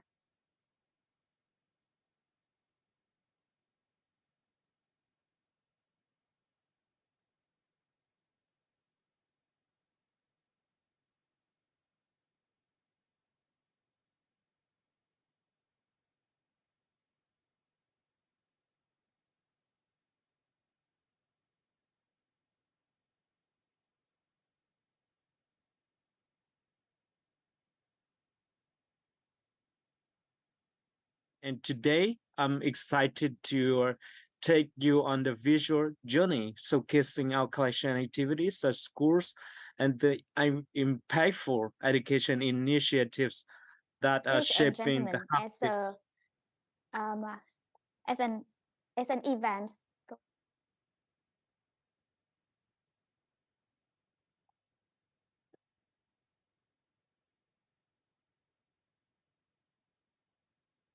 Showcasing the impactful education initiatives that are shaping the habits of the future generation. So let's delve into our business case back then in 2021 Climate Launchpad. Let's delve into why milk carton have become the focal point of our sustainability journey. In 2019, the collection rate of milk cartons in Vietnam was alarmingly low, standing at just 1%. This is striking disparity when compared to global average, which hover around 27%. Is that demand our attention? Why emphasis on milk cartons? These seemingly innocent packages, often consumed in large quantities in schools, pose unique challenges.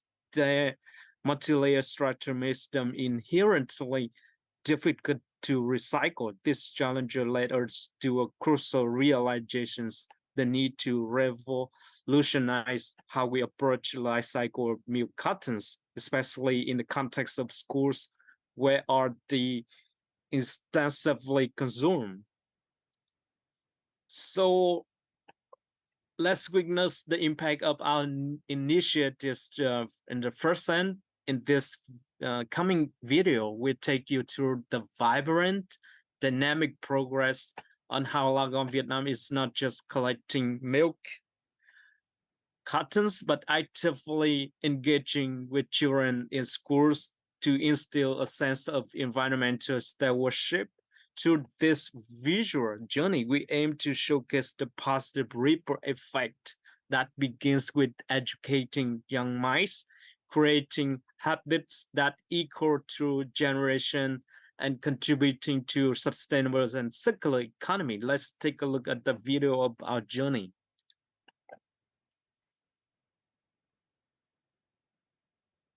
Kính thưa quý vị, như chúng ta cũng thấy rằng là tình trạng rác ùn ứ xuất hiện ở khắp mọi nơi và đặc biệt là ở những thành phố lớn, trong đó phải kể đến là Hà Nội cũng như là thành phố Hồ Chí Minh. Và phải nói rằng là cái vấn đề này nó gây mất mỹ quan đô thị, rồi gây ô nhiễm môi trường và gây rất là khó chịu cho người dân cũng như du khách quốc tế khi đến với những cái nơi đặc biệt như thế. Rác thải không được phân loại đúng cách chắc chắn là sẽ gây lãng phí tài nguyên, ô nhiễm môi trường thì quý vị thấy rồi, ô nhiễm không khí, tất cả mọi thứ đều bị ảnh hưởng cả. Vậy thì cái vấn đề mà phân loại rác tại nguồn, đây là phải cần một cái sự tự giác của tất cả chúng ta, và cũng như chúng ta cũng phải có ý thức về điều đó nữa. Và do đó thì chúng tôi nghĩ rằng là phân loại rác chính là vấn đề chung của toàn xã hội, thưa quý vị.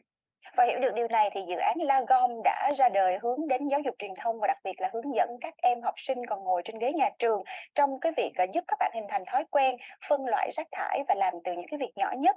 Bên cạnh đó thì việc hình thành các điểm thu gom cộng đồng cũng giúp thay đổi nhận thức của mọi người trong cái việc là thu gom rác thải để mà tái chế. Sau đây sẽ là 30 giây lan tỏa. La Gom đã thực hiện cái chương trình truyền thông và các dự án liên quan đến phân loại và tái chế rác thải tại trường học và cộng đồng. Thông qua việc hình thành các điểm thu gom, La Gom thiết lập mạng lưới thu gom và phân loại rác thải. Sau khi thu gom, La Gom tiến hành các nghiên cứu để tái chế rác thải trở thành sản phẩm thương mại.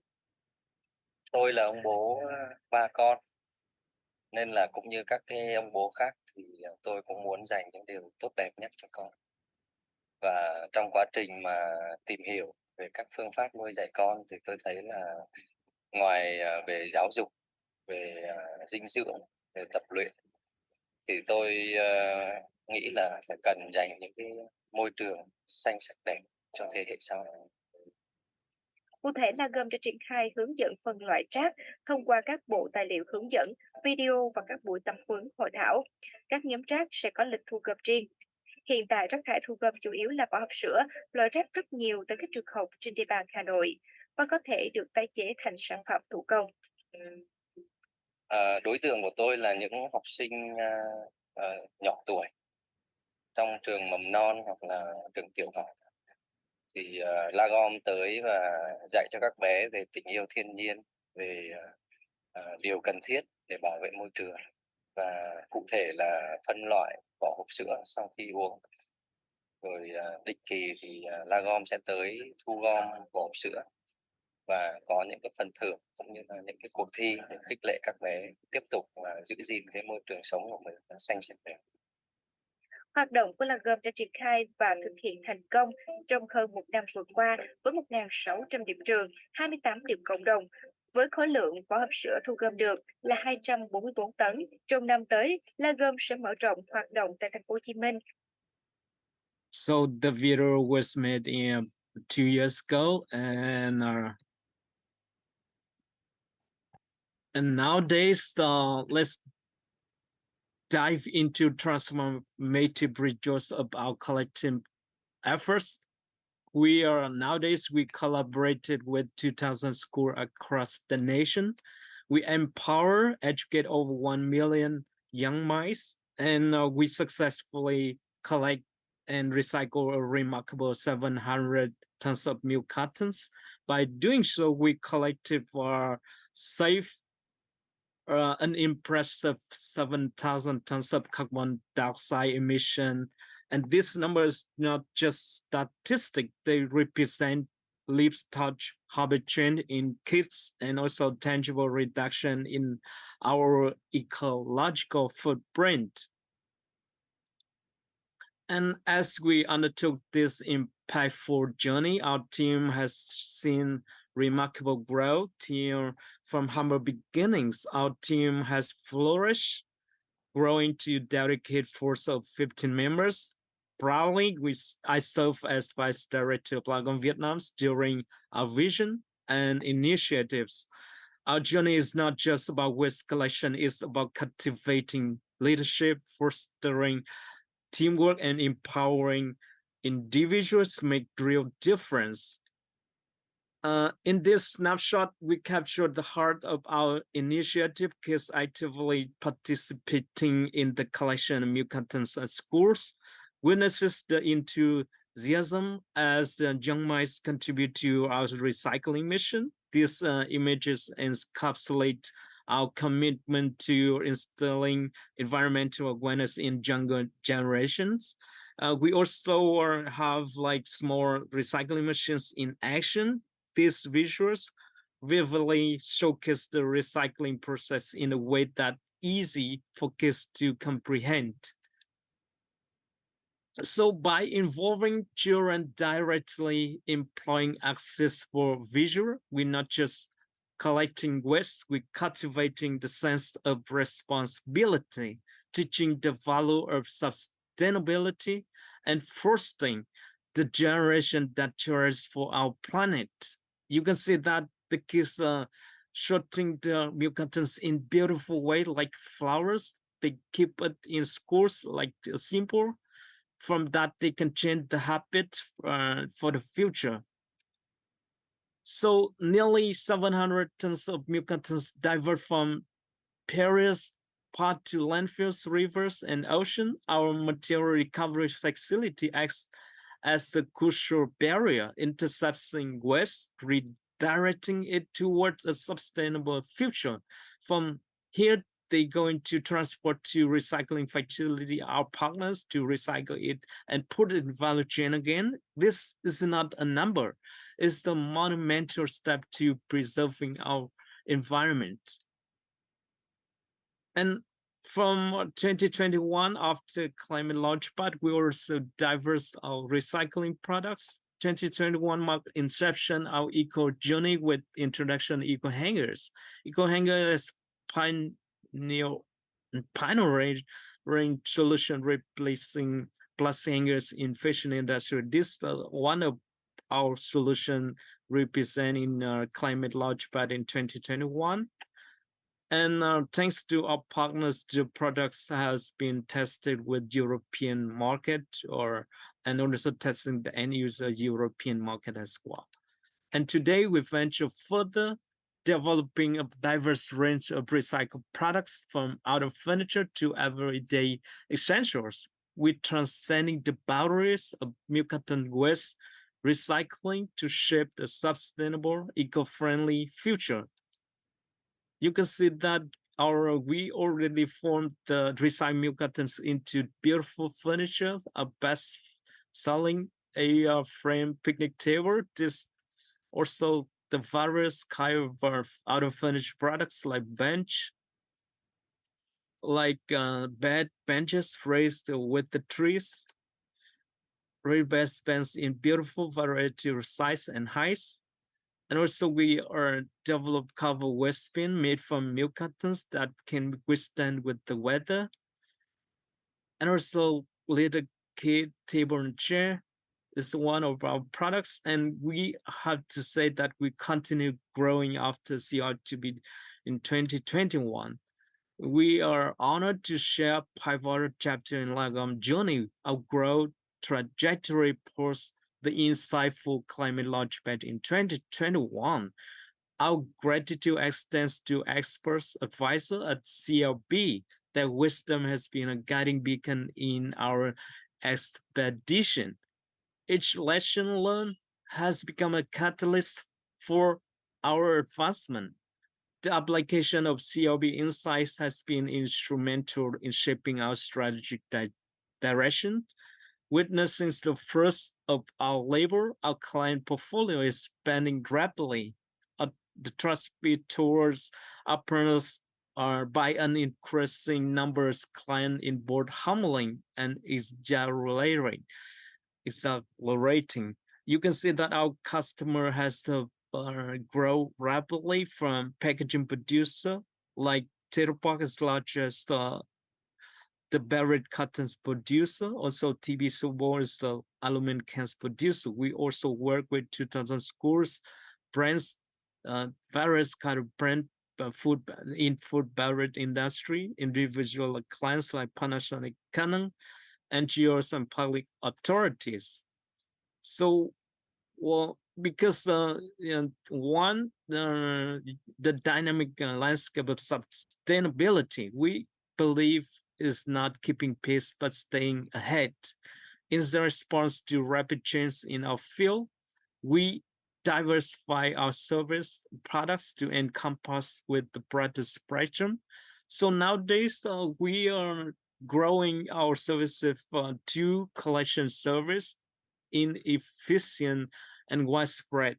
We also do have recycled materials, provide recycled materials, crafting the sustainable future. We also have expanded producer responsibility consulting, guiding responsible production for brands.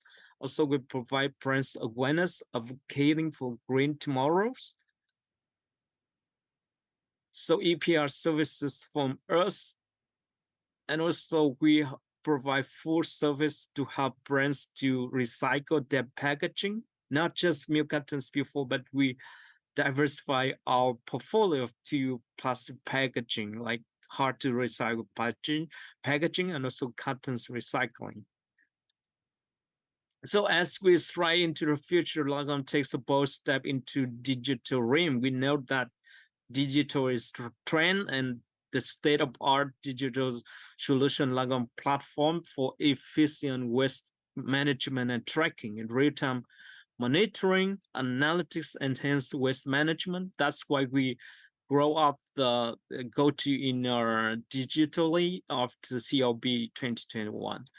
So seamless integration in our platform, our collection services, make it transparency, traceability from collection to recycling, and it empowering our partners with data-driven insight. So in digital age, Lagom is not just collecting waste, we are orchestrating the symphony of sustainability through advanced tracking of waste analytics as well.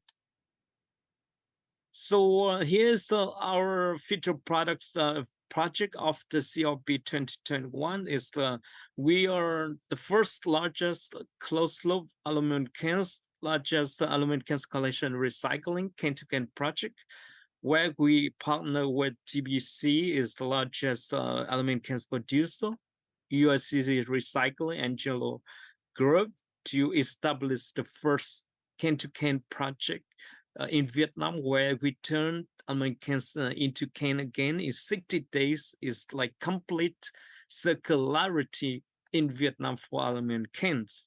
With the partners have support from Ministry of Environment and recyclers and packaging producers. And we aim to collect 1,000 collection network across Vietnam in Ho Chi Minh City. And here's some images we took from collection points in Ho Chi Minh City. And also we work with the largest producer and group like TH2 Mill, IUCN and Vietnamese Business for Environment in training and educating kids for the future. And also we work with Terpark Vietnam, Terpark in we want to transform the milk cartons into circularity again. And Nestle Vietnam also our partners. We are work with them since 2021 until now. And Vietnam is one of our future projects where we are enforce the recycling activities at school to help the kids to understand the recycling process. And energy as well, and service also our partners. And that's all our journey after CLB 2021. And I think we also here to share the one goal is make our planet better. So thank you very much for inviting me today, and thank you for listening to our story. Thank you so very much, Mr. Trần Văn Thành, for your wonderful presentation to all of us about Lagom Vietnam. May I have a small question for you, Mr. Trần Văn Thành, as I believe a lot of our viewers today are very interested with your startup. Yes, sure. Yes. So how did you engage the community and different stakeholders in your work, in your startup? At first, after 2020, ClimateLaunchpad 2021, where we introduced the eco hangers, we think we already test the market, and we think in order to make it successful in any in any kind, you need to broadcast like your idea, especially your marketing is very important for you at that time. So we try to utilize the social network. We post every day our activities post. So after like sometimes you going to after sometimes you're going to get attention from communities. From communities, they going to gain a lot of support for you. From that support going to directly to brands. So brands going to ask us to how to collaborate with us in our activities. That's why we gain the notice from brands. Okay, that's so very wonderful. Thank you very much. And if you have the top 3 things for the success of a startup, what would you say? Our top 3 things, I think, is like the teamwork is much very important. Yes. So that the top. If you have a good team or the people who share the vision with you, you will definitely success in your startup in the short terms. But in the long term, you should focus more about marketing terms because you already have products. You need to broadcast products to end user communities and brands who want to take your solution for their products as well. And the last thing is like you should like funding, right fund for you is very important when you really want to grow up your business or diverse your portfolio. So thank you very much. So the top 3 things from Mr. Trần Văn Thành for all of the startups should be the first one, teamwork. The second one is the marketing, focus on marketing after you have finished your solution. And the third one is securing a good source of funding. Thank you so very much, Mr. Trần Văn Thành, for joining us today as a guest speaker. We really appreciate your time and your presentation. Thank you. Thank you very much. Thank you, and all the best with Lacom Vietnam. So, ladies and gentlemen, that is our guest speaker, Mr. Trần Văn Thành. Before we go to the last session of announcing the top 3 for regional final of Climate Launchpad 2023, let's have a 5-minute break for all of our time. Please grab your tea and coffee and join us in 5 minutes. Thank you.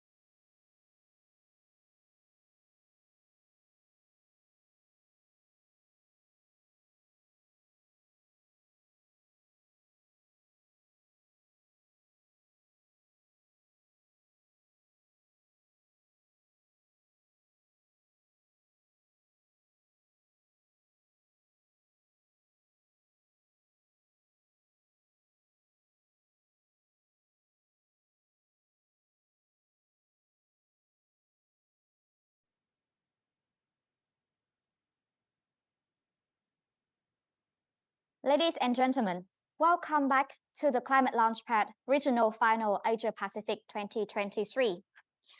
Now, before our break, we have listened to the sharing of our guest speaker, Mr. Trần Văn Thành from Lagom, Vietnam. Thank you once again, Mr. Thành, to share with us your startup idea. Also, on behalf of the organizer, we would like to send a big thank you to all 8 teams for their participation, and also to all of the national leads in Asia Pacific to support the teams along the way. Now, may I have a short interview with one of our jury, Dr. Thava Palanisamy, about the jury process. Sir, how did it go so far for the jury? Hi, yeah, it went really well.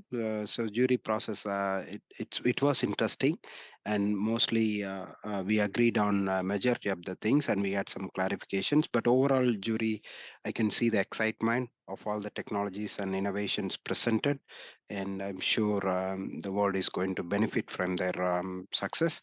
And we are also excited about to be winners as well. So jury process was everything smooth, and I enjoyed being part of the jury committee. Wow, thank you so very much. So as you can hear, the jury deliberation went quite smoothly. And thank you very much, Dr. Thava, for joining us as well as a jury member. Now, thank to you. Make you wait. It's my pleasure. Yes, thank you. Now, to make you wait no more, let's come to the announcement of the first team on our top 3 today.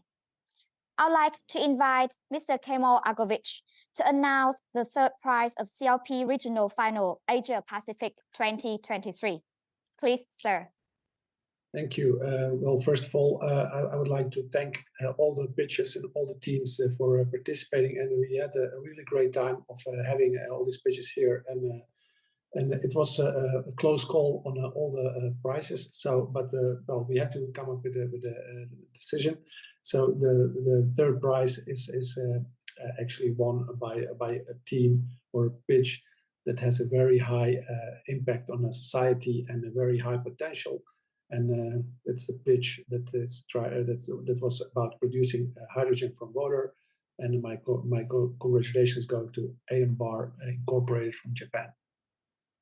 Congratulations, AM Bar Incorporation from Japan, for winning the 3rd prize of the Climate Launchpad Regional Final Asia Pacific 2023. Thank you very much, Mr. Kemal Agovich, for announcing it. Well, how are you feeling now, AM Bar, for this very moment?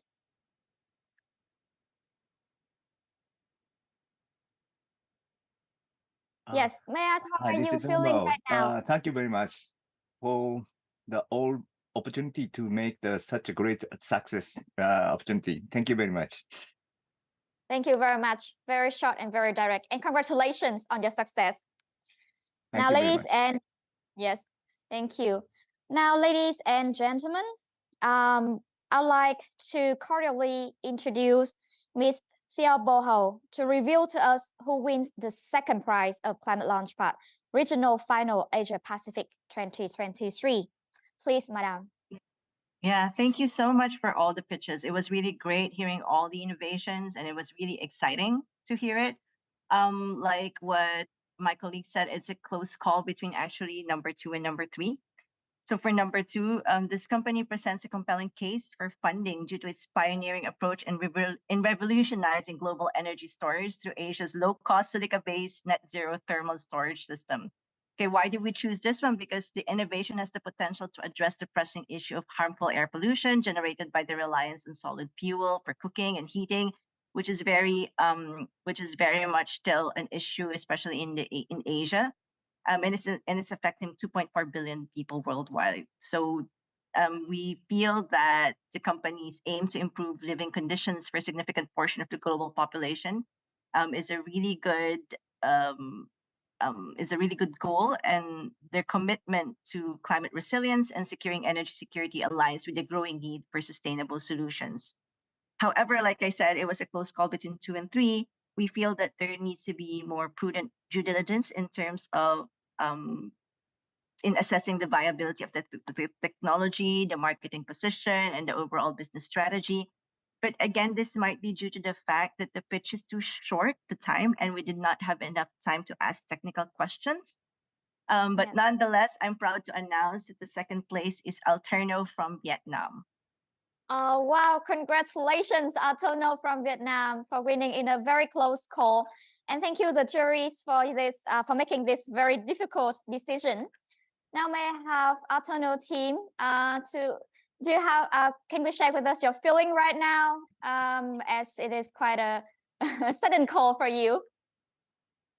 Yeah, I think this is a great pleasure, and I think it's a close call, and I would love to say that your trust in the teams, in our missions, is the best prize that we can get today.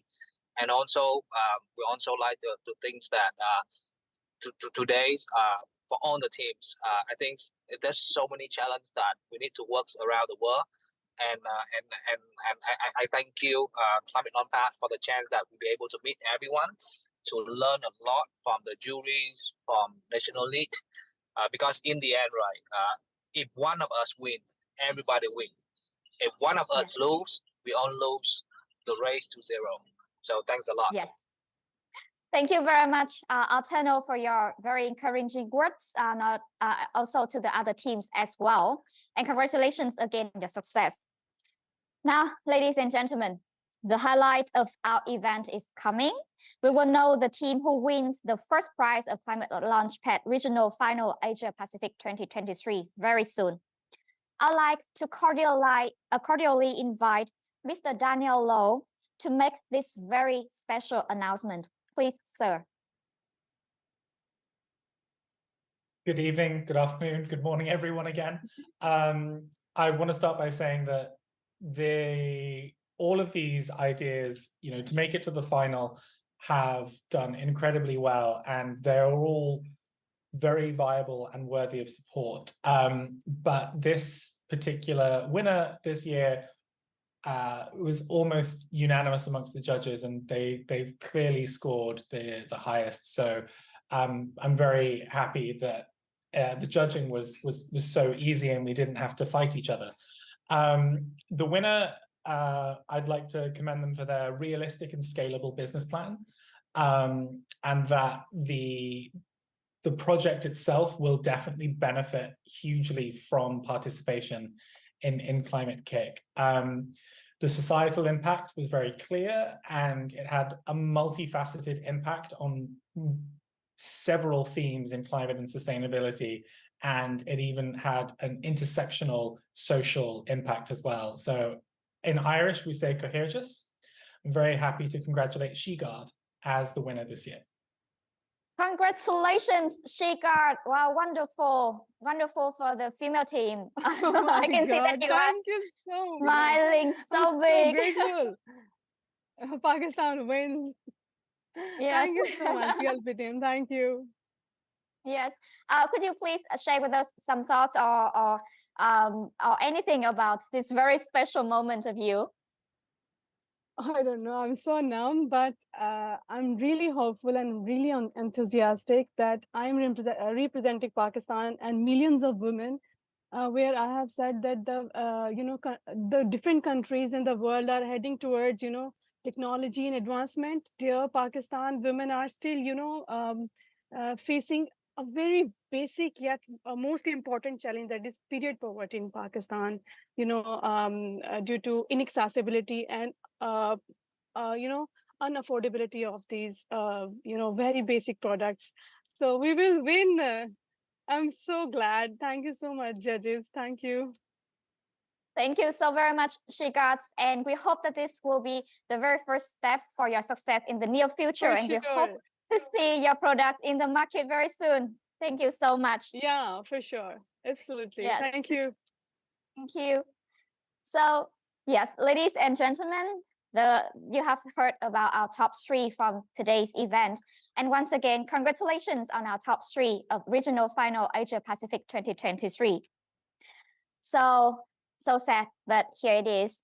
we have come to the final last minute of the Climate Launchpad Regional Final 2023 for Asia Pacific region. On behalf of the organizer, we would like to send our greatest gratitude to all of the teams participating in this year Climate Launchpad's regional journey, our juries who have contributed greatly for both semi-final and final event. And the most special thanks we'll want to send to all of you watching the live stream right now.